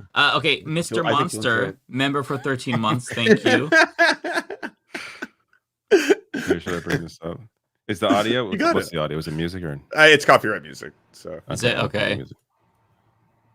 Just imagine Fight Song is playing in the background. Okay. Oh, sorry. I thought it was up. There we go. Why? Am I doing that? Oh my god. Oh my Gen god. They are ruthless. Oh my god. You know what? AI video, A-okay with me. That was actually pretty great. I'm sold. We finally found the product use for it. Found the reason for it. Using. Gen Z is cooking, man. Yeah. Let's see. The Guido and Justin show. I've got a couple more. With $10 says, "Hey Matt, $10. Get a haircut." Okay. But give me the $10 and I'll get a haircut. I will not. So no haircut for Matt. I veto it. I'm keeping it. I mean, I'm probably gonna get a haircut soon. I mean, it's something that I'm gonna do on my own. My hair's pretty long. I cut my hair probably a few times a year, just because I don't like when it gets to a certain length. It doesn't feel nice. Yeah. When it gets to like the ears, then it gets really annoying to me. Let's see. Rain Love with $5 sent a super sticker. It's a little fox with a paintbrush that says #1. Very cute. Mr. Monster with $5. I love Miss Harris, but I wonder what the best way for her to tackle the protests and what the best stance for her should be. I think that she just needs to make sure that, if she's gonna condemn the protesters, don't overly generalize. Never talk about how flag burning is terrible. It's protected speech, and always center it around why they're protesting and make sure that they don't feel like you're just like shutting down their concerns, because they need to protest because of the genocide that's happening. Like, it's a legitimate concern. Like, if there's ever something to protest, that's it. So she just needs to make sure that they don't feel like, she's talking past them or trying to demonize them. Bayphoto with $5. Last one here. Something Trump is conflating asylum with a sane asylum. He talks about countries emptying their asylums, and that's why he brings up Hannibal Lecter. Yeah, I feel like Matt got the same super chat, right? I think so. I think you're onto something, though. Sounds familiar. Right. Okay. Oh, All by right. the way, I don't know how many. I have it set to auto ads on YouTube. I've just skipped like 5 ads in the last 5 minutes. Like, they're going ham. So if one slips through, I apologize. I always choose conservative so that way you're not seeing ads that often. But goddamn, I haven't been watching mine, so maybe there's people are getting ads. I apologize. yeah. If I don't pay attention, then that just sends your audience Republican ads if you choose conservative. They're just getting Trump ads. That's why I do liberally. lots of positive progressive ads. Thank you, Ignar Husky. Member for 4 months. Member chat. Truly a leftist audio moment. It was. Although I will say that wasn't our fault, because StreamYard just randomly fucks up. It's this program that works most of the time, but like once a year or like once every 6 months, some weird shit happens. We pay so much money for this program, by the way, so it is not cheap for it to be fucking up like that. Yeah. Bitey Face Puppy Guy, $10 super chat, Canadian. Thank you. Says, for some reason, Daniel Smith's HRT legislation didn't save Jasper from the wildfires. This place is now 30 to 50% burned down. I've been hearing about what's been going on in Alberta. I've not followed it closely, but apparently just crazy wildfires there right now. Essentially, Daniel Smith, who's like Canada's Marjorie Taylor Greene, big anti-vaxxer, compared vaccinated people to Nazis, all kinds of weird shit. Also, big racist and a separatist, which kind of makes it's all a little funny if it wasn't devastating. Did a lot of things that she cut like $30 million from the fire. The fire task force teams that they had, which obviously would be devastating if you have record fires. Combined that with, like, she's basically fought every climate change initiative that was put forward. The NDP ruled before her and actually passed all these like really good bills that actually allow for green energy commitments, and then she's just blocked all of them because she found out that they could do that when they came into power, is just stall all those projects. So they're literally just billions wasted, not being built, jobs not being done. It's just like, it's so profoundly, frustratingly bad in what she's doing and getting away with it. But now she won't, because she had to beg Justin Trudeau for help. So they declared a state of emergency. The army's going in there. Jasper is burnt to the ground. If you watch footage of Jasper, it's really sad. It looks completely devastated. It's just nothing. So yeah. Transaurus Rex, thank you for becoming a member. I love that name. That's very creative. You all are so much more creative than I am. YouTube commenter, how did you get that name? Thank you for the super chat. Says, I need all black media to invite JD Vance for interviews so more are exposed to how corny he is. His doofus vibes cancel out any fake Trump strength. He's definitely corny. Kowalski with $9.99. Thank you so much for the generous super chat. So Joe Biden has just realized that no nominee has been selected for the Democrats and has decided to throw his hat in the ring, believing he's the only person who could beat Trump. He forgot the plan. That would be hilarious. I would be for that, honestly. That's just too ridiculous. That would never happen. I don't care how many times you simulate this world, that part of the simulation would never happen. Yeah. Asa Rosa with $2. Thank you, Asa. R Games writers noting the story of JD's couch. Rockstar Games writers. Oh, Rockstar Games. Okay. I assume that means. Oh, I bet Yeah, you're right. We'll see that in GTA 6 for sure. Oh, that's for me. Fairy Gaslight, thank you for the super sticker, which says, oh my God, what does that say? I don't even know. I can't. It's handwriting. Oh, #1 vlog. I think that's what that says. Thank you so much. Speaking of video games, just briefly, Mike, Tinykin is so fucking good. I'm so glad you brought that up because that was in my backlog, and I'm like, you know what, I'm gonna check this out. And it's like hitting on exactly what I want to do right now, which is like explore on my own pace. It's like Pikmin, but there's no time limit and there's no enemies. Just figuring out puzzles, exploring around, collecting shit. It's so good. It feels like it can be like a Nintendo game. Like it feels like it has like certain quality to it, like a heart to it as well. It's really, really good. I really hope they make more because I thoroughly enjoyed that game. I think I'm near the end of it already. Like I've been playing it nonstop. It's so easy to get into as well. Yeah. Oh, this is for me. Tokyo Hans with a super chat. Vance didn't fuck a couch. It was a love seat. I can't believe I haven't heard that one yet. That's good. God, there's so many good puns. Keith Ayeb, thank you for the super chat. Says the way Trump is handling or lack thereof debating Harris is just like how Eric Cartman couldn't handle fighting Wendy Testerberger. I never got into South Park. Like I would like it, but as a kid, that was like the one show my parents wouldn't let me watch. So I just ever since then, I just never watched it. I've seen episodes here and there, but.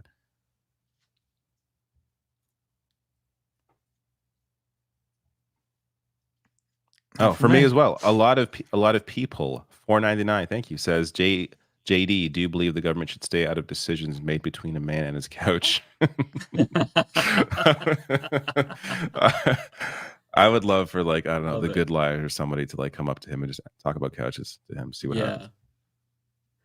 Hairball CT with $5. Thank you. JD Vance sitting in a chair with like 5 couches behind him. Cosmere Dragon with $10. Thank you. Very generous. I just noticed that Tim Walz is invoked by name in the famous "When the looting starts, the shooting starts" tweet. It could be a good angle on how he resisted Trump historically. Oh, I didn't know that. Interesting. Oh, did he? Oh. You should send that to Walz's people so he could get that to the Kamala campaign. Yeah. That was 85. Is this for me? What was that, Lance? This one, no, this one's for me. It was Amy. Unless we got the same one. This one's for me. I got this one too. This is for me. Oh, sorry. It is for you. You're right. 85 Ramos with a super chat. How was everyone's week outside politics? I finished Final Fantasy VII Rebirth finally. Had a blast. Was a little too long, but I loved the gameplay. Week was I love all good. Final Fantasy VII. I'm a big. What did I do this weekend? I don't even remember what I did this weekend. Yeah, my cousin had a baby shower. Her baby shower. There you go. Oh, nice. Yeah, I had a fun weekend. Went to a wedding. Went to a reception the next day. Had fun. I went to Seattle. Chilling. Seattle. Oh, nice. I love Seattle. Yeah. I love Seattle too. Went to go see Kate Trinata, really, really awesome DJ. Hell yeah. Nice.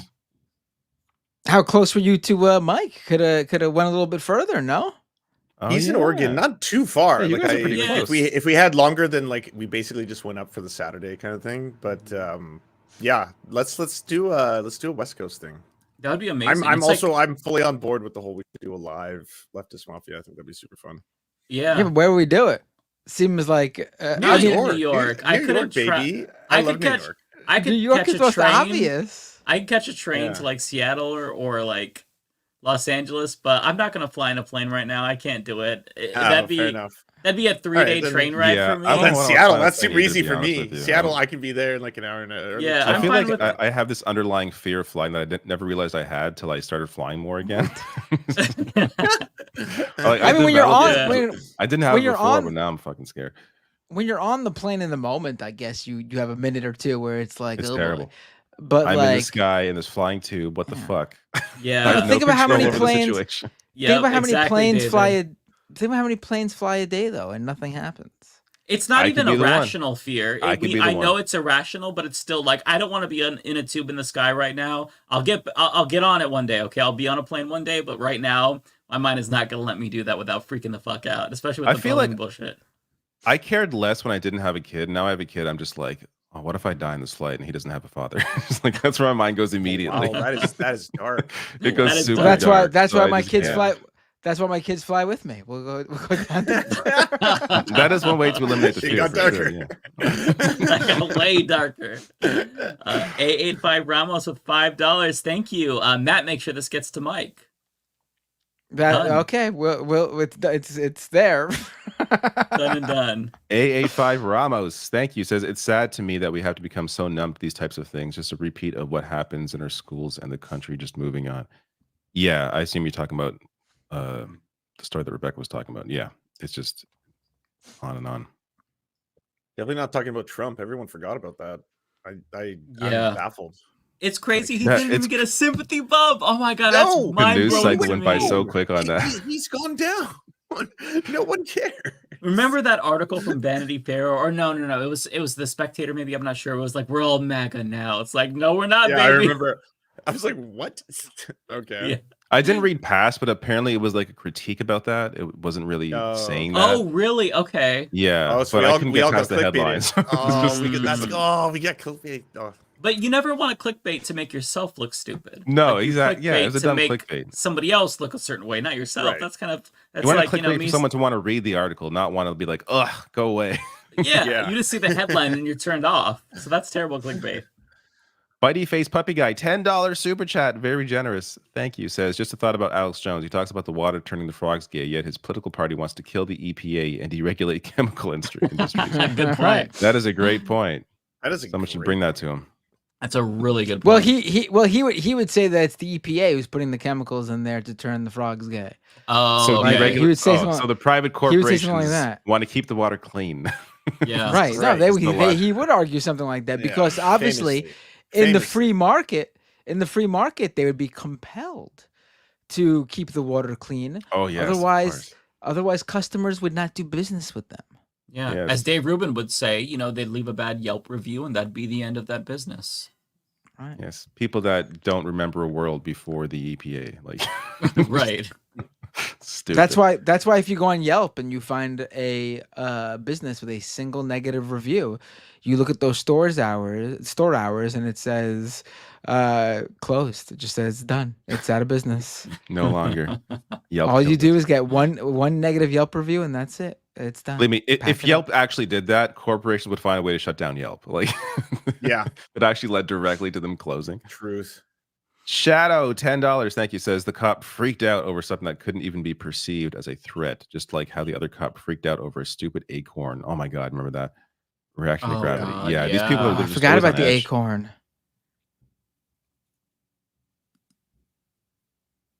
Let's see. I think we might have skipped one.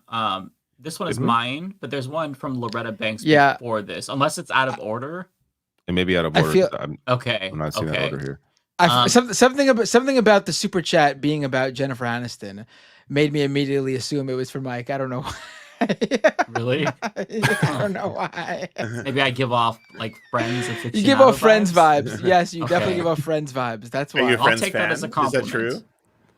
No, I don't like the show. I think it's really corny and stupid. Wow. Yeah. Wow. Okay, I take it. Now I'll never assume that again. You just gave off Friends vibes. I don't know. I why. still take it as a compliment though, so it's okay. You should. Okay. I did see the viral post, and I was like, that's actually pretty wild because Jennifer Aniston is famously not political for candidates, and like she's not one of those. She's not like a Katy Perry where you'll see her at like every event and stuff like that. So it's like JD, and also Meghan McCain also made a statement about how she was disgusted by JD Vance too. Yeah. And she said she had gotten phone calls from other women who are Trump supporters who were all equally reviled, and like you have to like course correct on this somehow because like it's gross. Yeah, I believe it. I mean, you can't piss on piss on your own base. Like that's so wild to me. Half the population, and that's your route to victory. That's fucked. Isn't that fucking insane? I genuinely don't get it. Like these people are such freaks. Which is why I love the whole these people are weird that Tim Waltz has been pushing. I've seen others push it. Kamala even pushed it. That's what we're all thinking. Dave Martin, $5. Did you all see the viral post from Jennifer Aniston about Vance and childless women? Yeah. We ended up talking about it before I read it, but yes, thank you. Appreciate you bringing that up. Loretta Banks with $9.99. Thank you so much, Loretta. There's a joke to be made there with JD Vance and the Friends couch. I just haven't thought of it yet, but it'll come. I'll let you cook. Yeah. Where I live, people can request a mental health professional company to accompany the police. Oh, wow. The police also keeps a database of challenged people in Ohio. I had no idea about this. That's nice that they have that. By the way, as well, a lot of people don't even know this, but if you have like a mental health crisis, you don't have to call 911. You can call 988.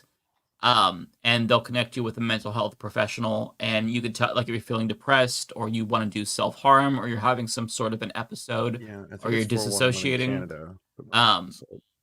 Does Canada have that as well?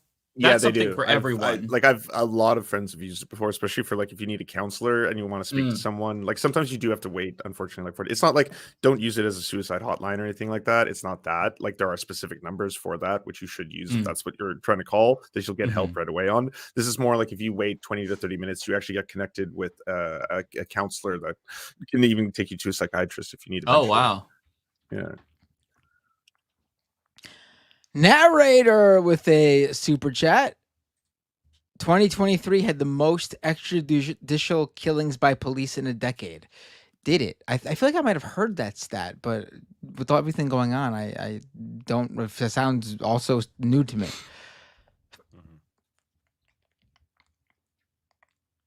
Is there another one for me? This is for me too. What's up there? Tunbosin with a $20 super chat. Thank you, Tunbosin. She was struggling to stay alive, audibly gargling as the deputy tried to maintain pressure. The dipshit of a human left the deputy to get first aid. He was too busy outside bad-mouthing that lady dying on the floor. Yes, the clip of him outside trying to like manufacture the narrative in real time after where he's calling her a crazy bitch, I think he even calls her. Is just wow. I mean, very disgusting. Yeah, very hard. Disgusting. Yeah. Narrator with $5. Can I just quickly say, if you do need mental health resources, it's helpstartshere.gov.bc.ca. So that's okay. And it's free. It's free, costs you nothing. Helpstartshere.gov.bc.ca. Everything from addiction to mental health to depression, distress, etc. So there you go. That's good to know. I think this one's for me. Do you have the same one, Mike? Because I have it. Oh no, I have one with a pig emoji. So that one is for you. I just assume I was looking for a pig emoji coming up. So there's two. Yeah, they both have that. Okay. Narrator with a pig emoji. Pigs also serve in an effective combat role for years. In the military, they require rotations out of combat roles for a reason. Narrator, a pig in Fort Worth, Texas. And thank you, by the way, narrator. Spent 2 years investigating school librarians and including taking lists of children that checked out certain books. I'm sorry, that's not normal behavior. Jesus. It's just, that's demented. Noah Zaggeration. Thank you for this super chat. It says, JD Vance makes Dave Rubin sound enlightened. I feel like they could be like brothers or something. There's a similar vibe there. They're not quite the same, but there's a similar vibe there where there's kind of like a couple of oaths. I will say, I don't think that JD Vance is as stupid as Dave Rubin. No, I think JD Vance is more intelligent, but I think he's more of a sociopath too. Yeah. Then again, Dave Rubin is like actually like he ate paint chips as a child, stupid. Like that's like he's genuinely stupid. Not to be ableist, but like he actually is not smart, like literally. Yeah. Oh, this is for me. This Schwan. Thank you for the $10 super chat. Sup, Jugs. Have I shared this before? I think I have. Sup, Jugs. I'm surprised this guy remembered it, unless he's the guy I work with. It sounds sexist, like he's commenting on your Jugs. I'm almost positive. I'm almost positive I brought this up on an episode, like I don't know, a while back. But this is like I don't know, 15 years ago or something. I interned at a place where this guy nicknamed me Jugs because my initials are DD. So he called me Jugs. Oh my God. Looking back, probably he wouldn't fly today. But he called me Jugs because of that. Anyways, he says, "Sup, Jugs? Do you think Vance ever had to pay to have a sofa fly to a blue state to take care of it before it popped out of a footstool?" Wait, let me read this again. Pay to have a sofa fly to a blue state to take care of it before it popped out of a footstool. That's so ridiculous. That my eyes were glazing over. I'm like, hey God, this is like that's so ridiculous. Thank you. That's hilarious. Love that. Tunbosin with a super chat. Oh yeah, Hochul getting sued. Now we wait, I guess. Yes, there's been 2 separate lawsuits filed over New York Governor Kathy Hochul suspending congestion pricing in New York. We'll see what happens. The lawsuit's claiming she has no authority to do so, and I believe that sounds correct to me based on what I've read. So let's see what happens. Foresto with a super chat. By the way, the cop kicked from army for an unnamed crime. Oh, that real.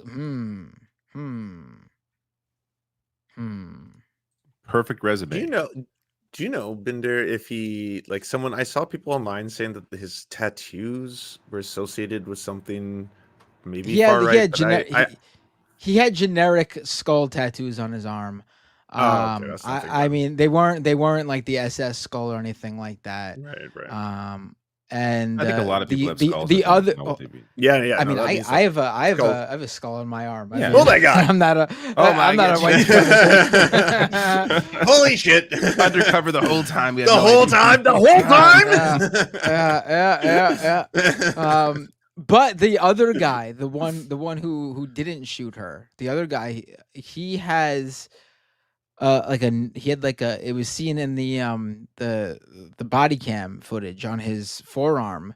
He has like a Nordic tattoo. It's not the black sun, but it's very reminiscent of it. Would I be skeptical if someone had like a Nordic tattoo outside? No. Would I be skeptical of a right? But would I be skeptical if a cop has that Nordic tattoo? I mean, they better be directly off the boat from Norway. Otherwise, I will be skeptical that they. Oh no, I'm Norwegian. Zia Spots with $5. Thank you, Zia. Since the last time I asked 1 to 10 how screwed, now that we're looking up 1 to 10 how unscrewed are we? With 10 being like the most unscrewed, I would say 5. Yeah, it's like a toss-up. Mm-hmm. Yeah, maybe. No, I'm thinking a little bit more optimistic. I'm giving it a 6. I don't think it's 50-50. I think it's looking better than it is worse, but it's absolutely nowhere near guaranteed. Yeah. I like your optimism. The polls are so 6. Far we don't really know yet, but we're getting some really good indications that this is turning around. It's just the beginning. Also, we're coming off of an RNC bump, which they get all the time. So this is, Trump, in theory. The RNC gives them a bump? That fucking shit is insane. Yeah. People watch I'm like, yeah, that's my party. Yep. Yeah. Apparently it does, where people get riled up because of it. But, so Trump is maybe at his ceiling and Kamala's kind of at the floor. So we'll see. I don't want to, count my chickens before they hatch, but I'm feeling a lot more confident. I think I saw a poll of Georgia where it moved like 8 points, into her direction. Like she's up by I think a point or 2 or something now, or Biden was so bad there that she's just barely under Trump. Yeah, one of the problems is we're getting a lot of polls that were conducted between the time Biden was still in the race and dropped out. We have to look specifically at the polls that were conducted after he dropped out, and I think within a week, then it'll be all averages from newer polls. So we'll begin to see what's going on. Andrew asked $5. Thank you. Keep talking about how weird the right is. Also, Vivian is based as hell with a horrible father like Musk. Yeah, I saw we that. didn't talk about that. Yeah. She responded to him actually, and she her response was amazing. She told him to go touch grass. Cooked him. Yeah. It was she was really just good. She was interviewed by NBC News that just was came she? out a couple hours ago. Oh, really? Yes, they gave the reporter for NBC News was able to get more information out of her because she seems to have been pretty much a private person or wanted to be a private person until Elon decided to start saying stuff about her in a live stream interview with Jordan Peterson. According to Elon Musk's daughter, he's making all that stuff up about from that Jordan Peterson interview, but also she's claiming that he was an absentee father, that he had half the what's it called? I'm having a mental block. It was a shared custody. There we go. Custody. And he was there like 10% of the time, if even that.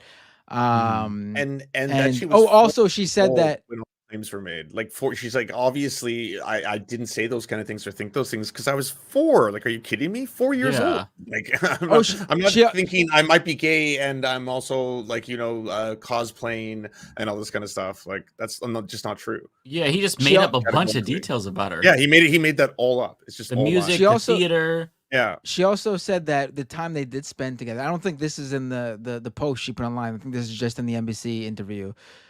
She said in the time they did spend together, she recalled him constantly berating her for being his son and sounding too feminine. Oh, right. Yeah. Which is, that checks out. He's very much. He's such a fucking disgusting person. I don't know how you. He really is. How you being a father myself. But I don't think you have to be a father just to recognize you should love your child. Like, what the fuck is wrong with you to act? Yeah.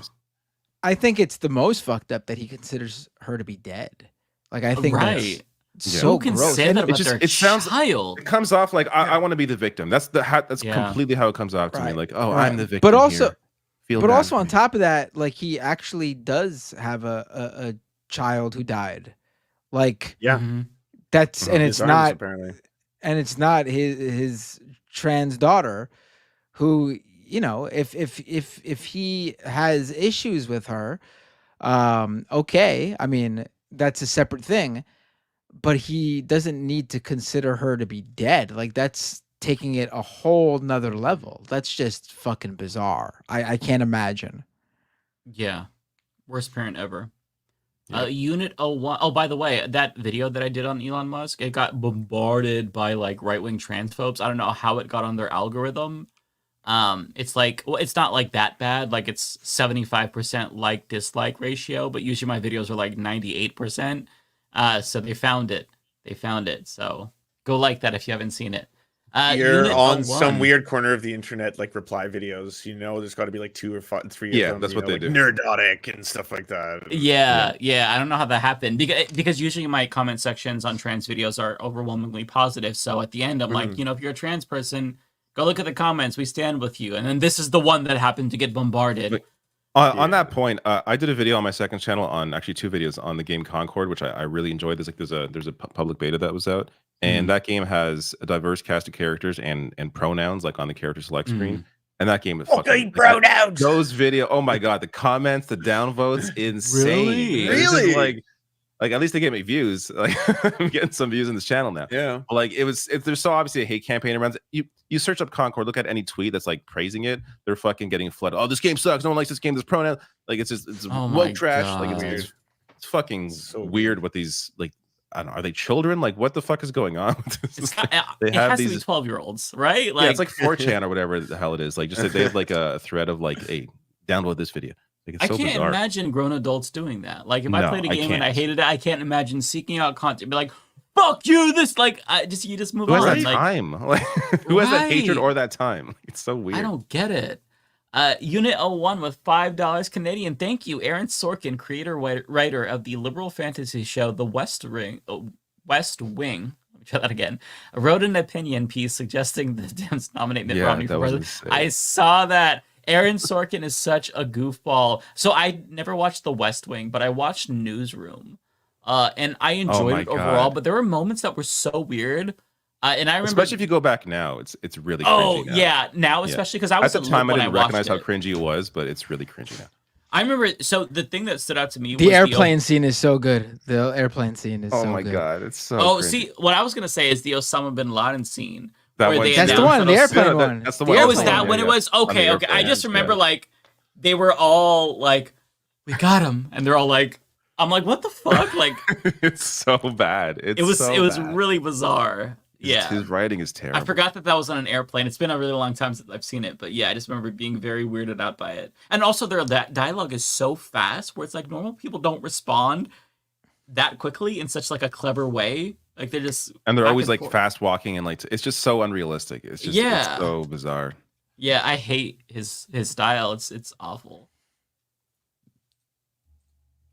Angela W, thank you for the super chat. Says Jasper Townsite 50% gone and Trudeau's fault. Scared of Pierre Poilievre becoming PM, but Biden stepping down and seeing Harris polls. Maybe new Liberal leader. If the Liberals were smart, they would. I still don't know if it would save the party, but it may prevent a majority Conservative government if Trudeau steps down and is replaced. He needs to. But is he in cognitive decline? Can you push that? No, he's not. He's on vacation right now. Yeah. Mm.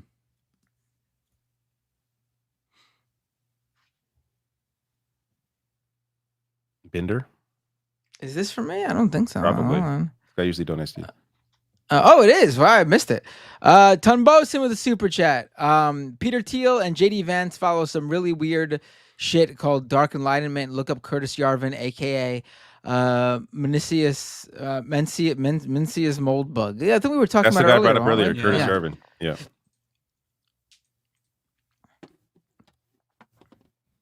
Oh, Nikki O'Brien. $9.99. Thank you. Says Tim Walls. Yes.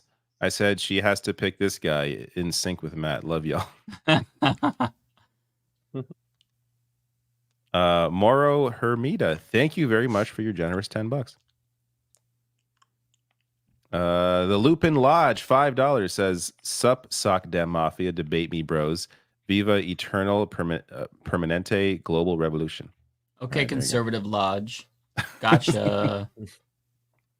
Argonian Bum with a super chat. Any advice for time management when it comes to keeping up with the news? I got ground and that helps, but there's so much social media junk too.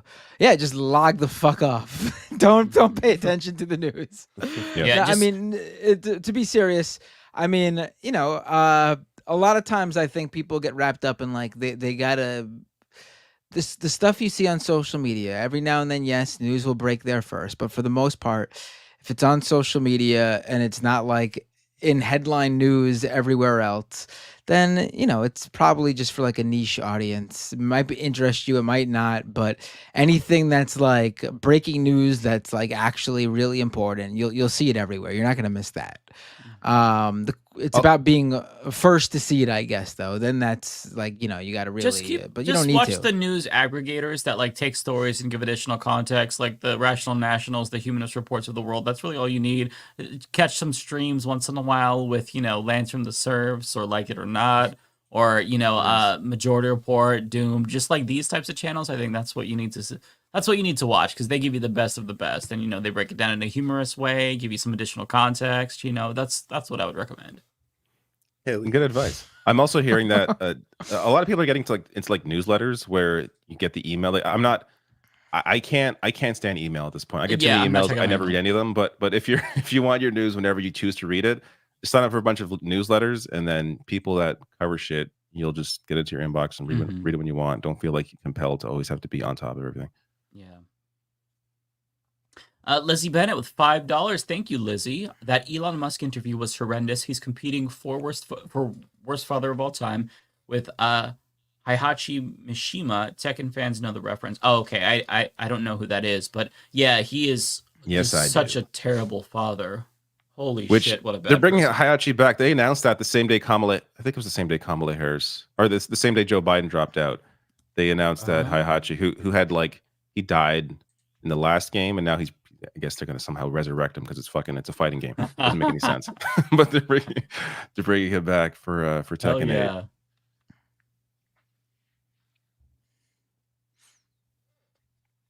This is for me. Jacqueline Leach, thank you for your $2.79. Very specific. Can we go for a round of everyone's picks for VP?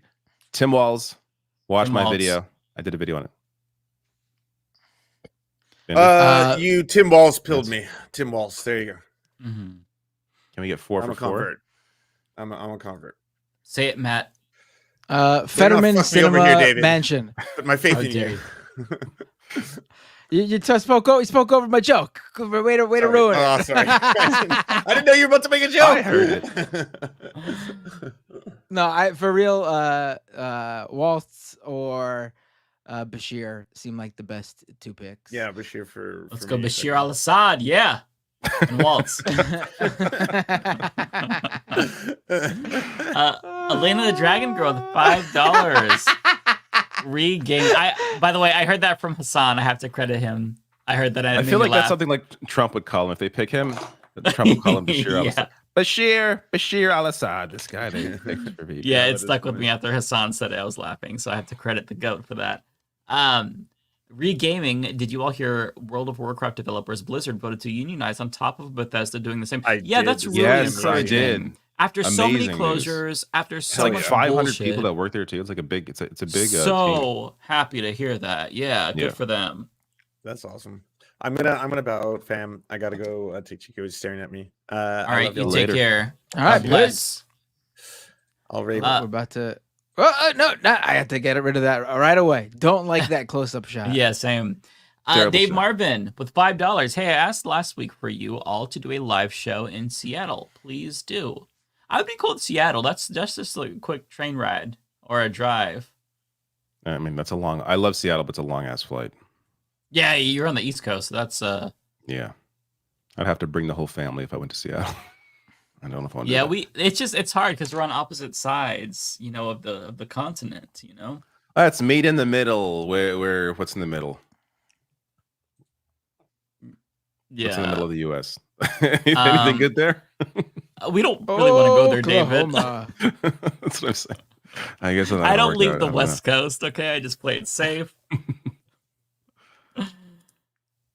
Pendoc, thank you for your 2. What do you think about Kamala's ad? I think it's great. I think it's a really I didn't know she had ADD.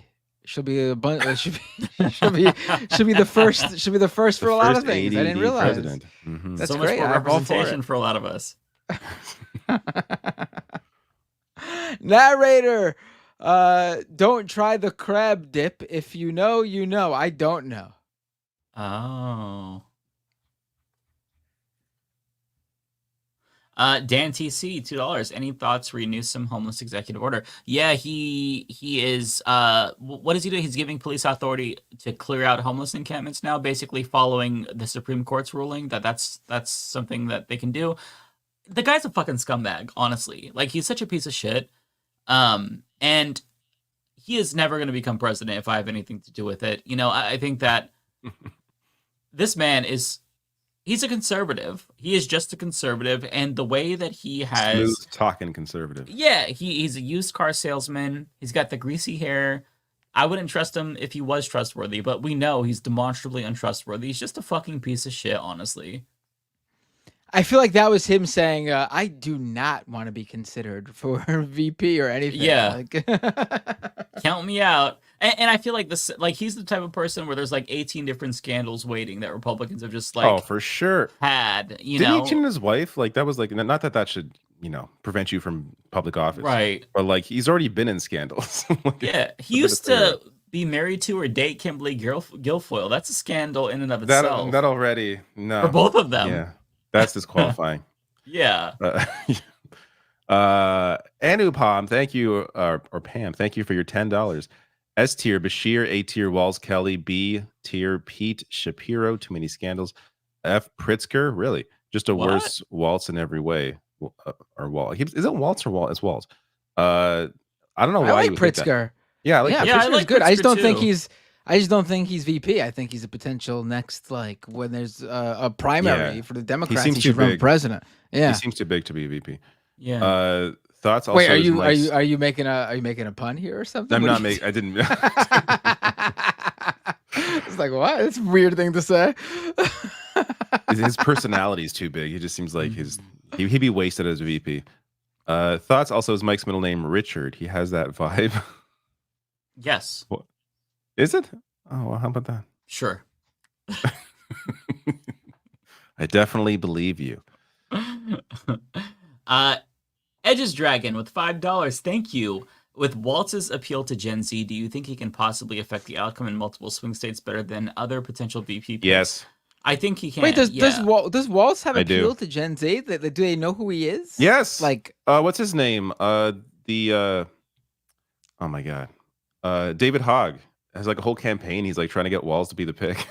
Oh, I didn't realize. All right, he's doing brat memes with them and stuff. Yeah. Yeah. But like, no, apparently he's catching fire. He's Gen Z's Bernie Sanders.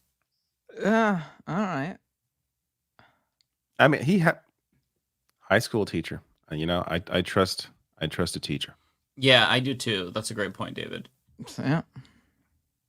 The Liberal Lodge. The Liberal Lodge. The Lumped Lodge is called Viking Compass. It was made up in 1800s. I forget. Oh, the tattoo. I think they were talking about. Prayer Kowalski with the super chat. The polls always look good in my household. That's how Trump spelled polls, by the way, in one of his truths or whatever. He talked about the polls. I'm not sure, but he was just talking about polls. Like public polls, but he spelled it that way. Yeah, it was very goofy. Okay. Sage and Candle with $2. Thank you. Modern paganism is growing religion. That's good news. I'd rather have that grow than evangelicism and Christian nationalism. So that's cool with me. Dave Martin with $10. Thank you. Very generous. Washington state primaries are underway. We have all mail-in ballots due by August 6th. If you live in the 23rd district, Bainbridge Island and surrounding area, vote Bryn Felix, by far the most progressive. Okay, well, I don't know who this person is, but look into them if you live in that district. Masood Raymond with the super chat. Thank you. CRA has revoked the charitable status of the Jewish National Fund for violating international law by supporting a foreign army and ISL annexation of land in the West Bank. I have to look this up. That's the Canadian Revenue Agency, I imagine, since they appear to be Canadian. Interesting. Interesting. Is this from me? It is. Andrew S. with the super chat. Also, for another person to hate on, Trump told his nephew to let his son die and move to Florida. Piece of shit. What was that? I think I recall this. The one that he was supposedly giving money to for medical reasons back in the day. I think I recall something like this. Yeah, this sounds kind of familiar, but I don't remember. Tenbusan Onuega. Usually such strong words. I think that was in relation to me saying that he usually donates to you. Yes. Is this the real Stevie Richards? No way. Stevie Richards with the BWO Blue World Order avatar. This can't be the real Stevie Richards. Canada needs a leader, eh? Here comes Benoit Biden. Oh, boy. Michael Weaver, $10 super chat. Thank you. Says, I think the question is not whether or not Kamala will win, but by how much she will win. I think she's bigger than Obama. I've never seen excitement like this before in my whole life. I agree. Right now, I think it feels like that. Keep in mind, it is the first week. People are really excited that Biden is no longer the candidate. I'm not saying I disagree. I'm just saying let's ride it out. And I think it's important not to get too confident because you want to ensure people actually do go out and vote and not just assume that she's going to win. Yeah, I agree. So it's important to stay skeptical. I agree with David. At least for me, I would say this does really feel like Obama 08 to me. where people were really buzzing and excited, and it was just palpable. But we'll see if it is gonna stay that way. At least this week was a really, really positive shift. So yeah. I don't think she's bigger than Obama, though. I'm sorry. I wouldn't say bigger than Obama. I would say it's comparable in terms of like how excited people are. Well, I think people should sort of. I don't think it's gonna. I don't think she's gonna beat last election 2020's vote totals, but neither will Trump. People should. We're not gonna. I don't think we're gonna get a new record here of most votes ever. I think. No, maybe we'll see. You don't think people stayed home in 2020 because of the virus? And like, I remember there was some angst around some of that. People mailed in their ballots. It was probably that might be. Mail-in balloting was a big. That might be the record for a while. Honestly, I mean, 81, and it wasn't like 81 million votes for Biden, and like Trump was like, it was tens of millions of votes behind. Like he got a lot of votes too. He was like the second most votes in history too. Like it was That's wild. A huge election because of the focus on mail-in ballots, so people didn't have to all remember to go out and schedule going out sometime during that one day. That might be the record for a while. It's obviously going to eventually be beaten because the population grows, but I don't think people should think that we're going to defeat that in 2024. We just got to get more than Trump. Yeah. Tambusan, thank you for the $2. Says Congress this week equals a bunch of clapping seals. Mm-hmm. So it's fair to note that almost, I think most Democrats weren't there, right? And then they filled the seats to make it appear like it was a full house, which is a bizarre act, like it's the Oscars for some reason. Yeah. But yeah. Dylan Anderson with a membership super chat, member for 12 months, a whole year. Thank you, Dylan. Are y'all seeing the Park Fire in California? Same county as the Dixie and Camp Fire, and Cali Senate just voted down increased pay for firefighters. Did not know about this, no.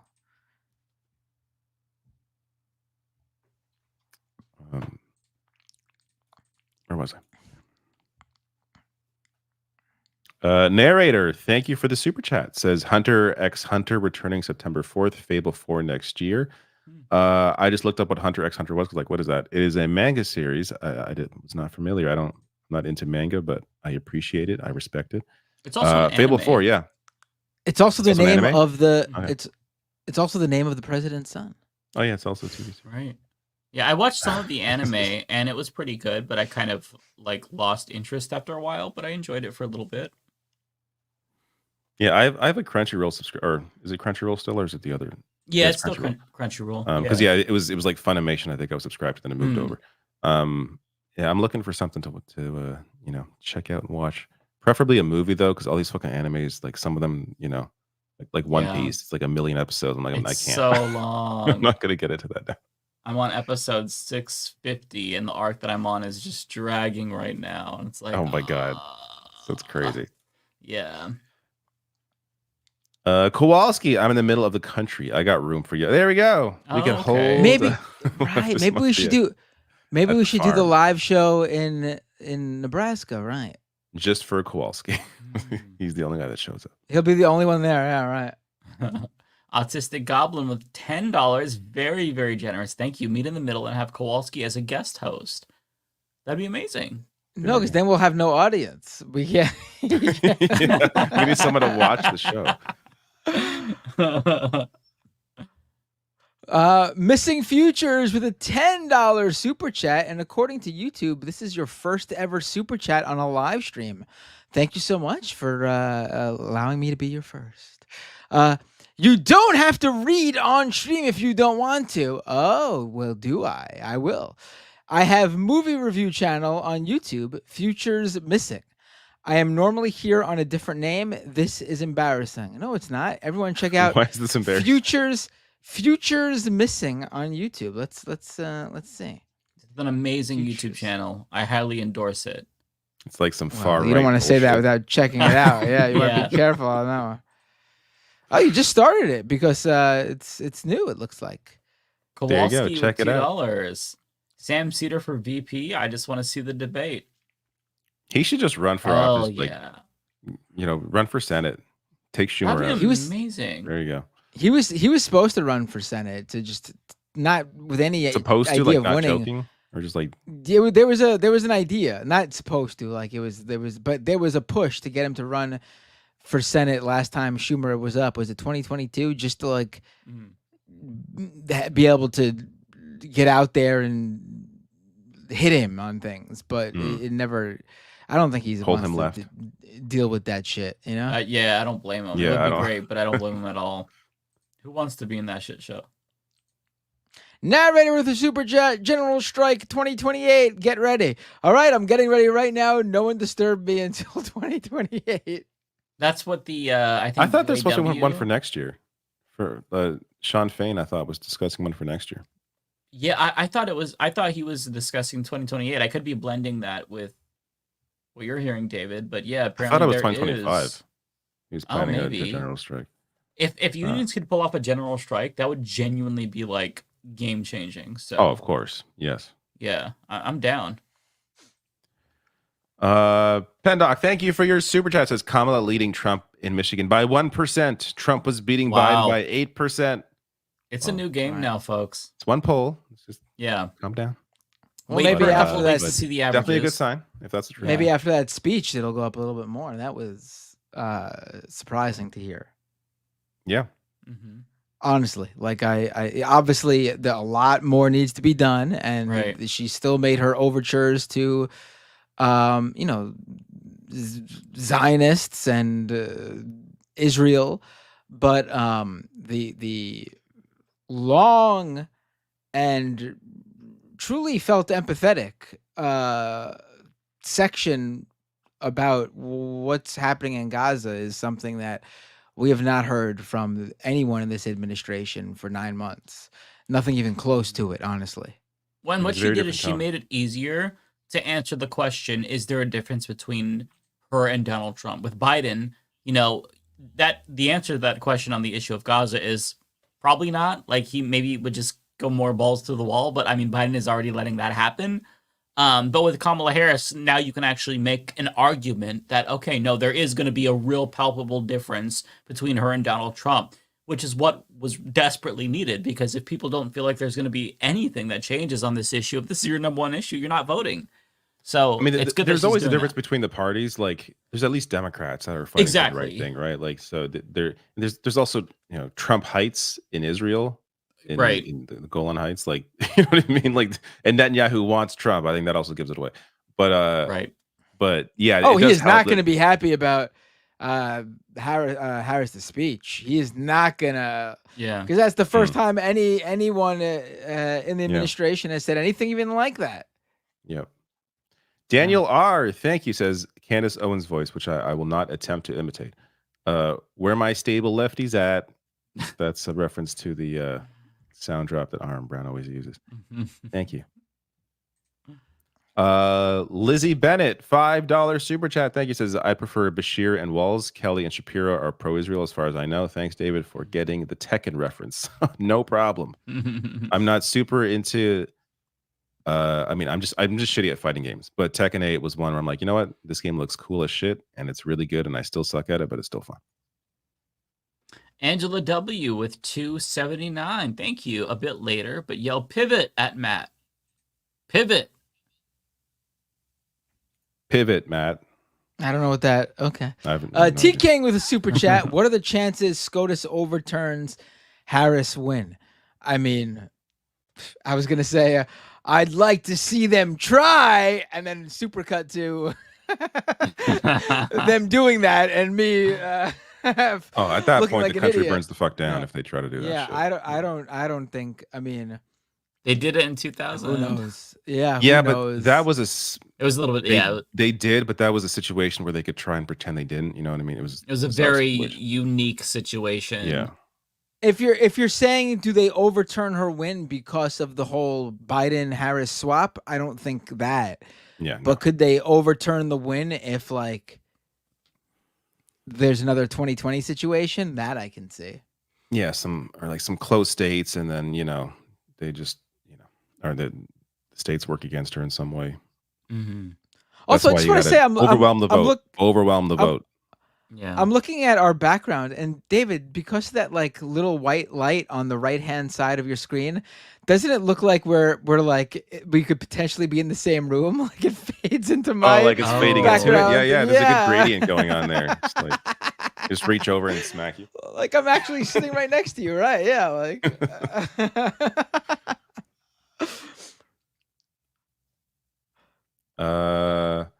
Masood, thank you for the $5, says Danielle Smith. Hey, citizens of Jasper, I know your city burned down and the loss of your home is tragic, but look how much the oil industry made. Yeah, Danielle Smith is, from what I hear, a disaster. I remember seeing a lot of her before she ended up becoming the leader and the premier. Sage and Candle, $2, says, I posted a new poem on Instagram about Congress. Well, how about that? Thank you, Sage. The Leopardixel's Wondrous Musings with a super chat. LTTP, I recommend the show The World Late to the Party. I recommend the show The World Ends with You. That is based on that is as if it's the same thing we're talking about, that is an anime based on a video game that was on the DS that was later. There's Neo The World Ends with You, which is the sequel to it. I've only played Neo.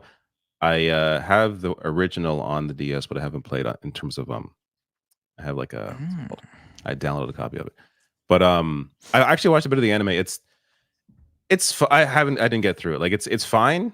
It's just, to me, it's very like I was watching it because I wanted to play the sequel and kind of know what the hell was going on. If you're not going to play the games, I don't know. I think there's a point in watching it. It's just it's not. It's not fantastic. It's fine. I think it's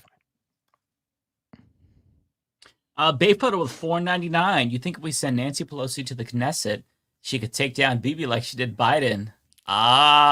Maybe. I mean, Nancy, she could pull the levers of power. She knows how it's done. So you know what? We should at least try it, right?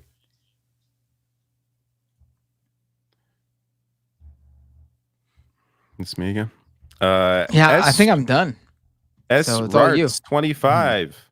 Thank you. Says, would you do ayahuasca again and leave media for a while if Trump wins?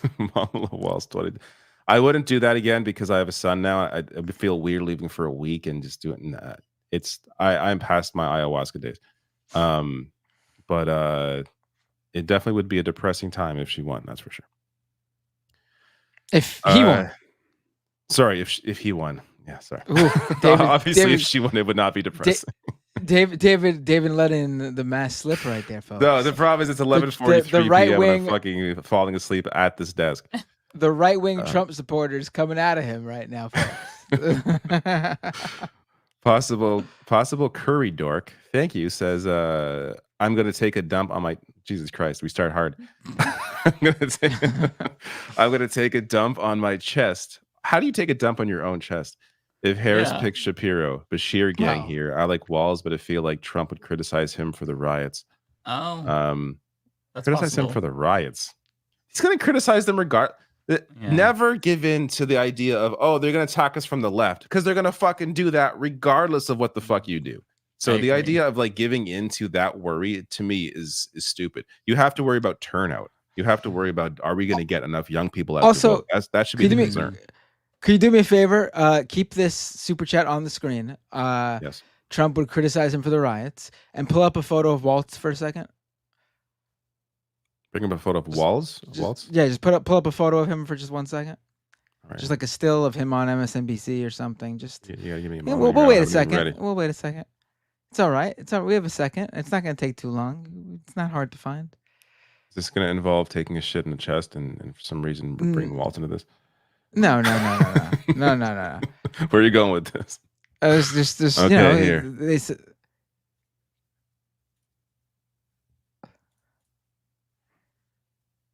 ladies and gentlemen, the leader of Black Lives Matter, right there. Yeah, exactly. That argument's not going to work. He's going to use that argument against Kamala Harris. Like that's where he's going to use that racist. The leader of the Black Lives Matter movement, right there.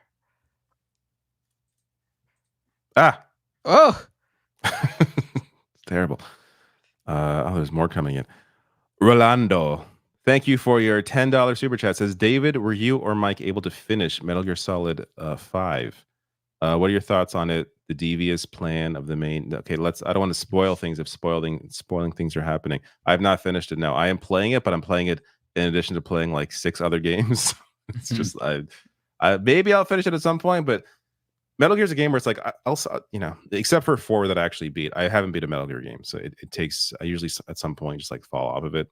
Kojima, I appreciate his work, but the gameplay in his games for me never really hit as well. Though MGS5, it plays very well. Definitely the best playing Metal Gear game. But we will see. I don't want to comment haven't tried it yet myself on whatever story there is. But I appreciate the super chat. Thank you. And this is the last one for me. Pendoc says, why people love Kamala so much? I mean, she is okay, but everyone's treating her like she is FDR because it was Biden. Everyone thought, oh, it's going to be Biden. We have to deal with Biden. It's Biden's going to lose. Look at these fucking polls. That's it. I think it's less about Kamala and more about the fact that, oh my God, this amazing thing where Biden's not the candidate actually happened. And now there's some excitement. Yeah. And look at this fundraising. So like she has a really good shot. She has definitely a better shot than Biden did. That's I think where a lot of the excitement's being generated from. Yep. It's also pretty like when you think about it, it is pretty shocking that like the Dems actually did something completely offbeat and gave the base what they wanted. Yeah, like this is unprecedented. To be fair, it's because the donors wanted it too. That's why. That's the only reason. Well, I do think they were the George Clooney piece, like the fundraisers. I think the polls were more so it. Honestly, I really do. Yeah, but I think the polls led to. Yeah, okay, fine. So I guess you could say the voters led to where the donors ended up. But right. But regardless, yes, it did happen. It's amazing. Yeah, it's still pretty like this is unprecedented. This has never happened. There's never been. An incumbent president has never said they weren't going to run for re-election after saying they were going to and winning the primary and doing this right before, like a month before the convention. This is uncharted waters here. Oh. Narrator with a super chat, look into the constitutional sheriffs movement. I will. And Angela W with a super chat. Sorry about my hour too late friend's couch joke. I don't even remember the joke, so don't worry about it. We were too late to it. It was our problem. Yeah. Oh, and this is the last one. Johnny Coonan with a $10 super chat. Hey guys, I want to get your opinion on something. I have a buddy who has been drawn into the Joe Rogan, RFK Jr., Elon Musk fan club, so to speak. What does he see in those guys? Thanks a ton. I mean, I can't help you there either. I mean, I think, truthfully, those folks are...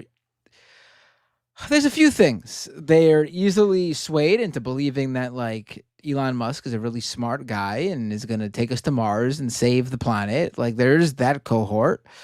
And I guess also there's another cohort that I guess makes more sense if you're into those three specifically, that these are 3 guys who are speaking truth to power and talking about what the mainstream doesn't want you to know about, even though it's ludicrous. It's bullshit. These are 3 of the most mainstream, the richest man on the planet, the most successful podcaster of all time, who has the largest audience of anyone I could think of. And you have a literal fucking Kennedy. I mean, you're not talking to like the underground here. You're not hearing from the underground here. These are like people who have something to gain from it. But there's a few types, and I named 2 of them. I don't know. What do you guys want to say anything to this? As somebody who used to watch Joe Rogan before, I mean, then he went fucking crazy because I had stopped watching. But it's I put it on when I was like, working out or something. It's my guess is that Joe Rogan is what pulled this guy into RFK Jr. and Elon Musk. I don't think he came to these separate times. I think Joe Rogan is the reason why this guy also likes RFK and Elon Musk. And he likes Joe Rogan. Joe Rogan is, if you don't know shit about anything, it's like an easy listen. It's like some background. It's a guy talking shit. It can be, he's funny. Like when he has comedians on, they can be like, there are moments there that like, there's a reason why the show is popular. Like it can definitely be entertaining. The problem is when he gets on any political issue. That's why I had to stop listening. It's like, I'm enjoying this. Oh, and now you're fucking going down some rabbit hole about some stupid shit where you sound like a dumbass and I can't anymore. So, but there are people, if you didn't know that he's talking bullshit about some topic, then you're going to be roped into it. So it's just like, I wish I could tell you how to pull him out. I came to my own conclusion, and like I just figured it out myself, because it was not I figured out. It was that Joe Rogan just became more right wing. Like, he definitely was not who he is now. So that's why I stopped listening. But I'd say give them alternatives. A good alternative of that, like, if you want to feel like you're part of a community of, like, dudes who are onto the truth, give them like Chapo Trap House. I think that the jokes will get you if you're not political, but then it'll maybe get him to think about things differently. I think that's maybe a good gateway drug. So yeah, I think like Hassan maybe too would be a good Hassan. Yeah, that's a great point. Yeah.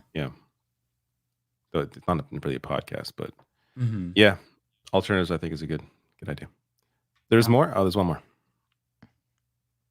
Oh, it's for me. A radio-friendly box with a super chat. Biden dropping out is the Sonic Hedgehog redesign after fan backlash. I love that. That is actually really good. That's great. That is really good. Yeah. Right. So, maybe I remember that. Maybe we'll see a movie down the line with Biden in it, and they'll call him like the ugly presidential nominee or something. The ugly, because that's what they did. You guys know that the Chip and Dale movie that came out on Disney Plus. There's a scene where they're like at like a comic book convention, and the ugly Sonic is there, and they call him like Ugly Sonic. Oh, really? Yeah, like the original Sonic. You reminded me. I haven't finished that movie. I started watching it. It was good. I was enjoying it. Yeah. Yeah, it was good. I didn't even know that. I watched Chip and Dale too when I was a kid. That was a great cartoon. I did too. I did not see that. I'll have to check it out. All right, that is enough. Good night. Oh wait, I got really quick. Wait, really quick. I got on Twitch. It. I got two on Twitch. Really quick. Looney Tunes 9000 resubscribed for 1 month at tier 1. They've been subscribed for 7 months. Oh, peace, David. 7 fucking months, and my first up is Lance Mo. I don't even know. Let's fucking go. Okay. And then Valanova cheered 100 bits. David did an ethics in journalism vid a few days ago. Just as he left. Oh, and really quick, someone just sent me a super chat. Where is it? Sean with a super chat. Did you see Hassan VP tier list on X? No, I didn't. Did we talk about it? I don't remember. No. Do we want to raid Adrian Vixen? Oh, wait. Sure. Hold on. Let me pull them up. Mike, you're ready to get the fuck out of here, aren't you? You're like, I was like, did we see the tier list? And you're like, no. Should we raid? Should we end this fucking shit? I'm on a different page, so I'm focused on that. I've had to skip like 20 ads tonight. I'm not joking. I don't know why they're just popping off on YouTube. All right, I see them. I'm getting the raid set up. I'm pressing the start raid button. Same. And thank you to Lance from the Serfs for the raid earlier. Really you got raided by Lance from the Serfs. Interesting. Yeah. I wonder what made him raid you. That's interesting. All right, folks. We'll see you all show. Next week. Always a pleasure. See you next week. Oh, wait. Yeah. Are you hitting raid? Did you hit raid? I'm hitting raid right now. Boom. Bada bing. I'm hitting it too. All right. Take care, folks. Peace.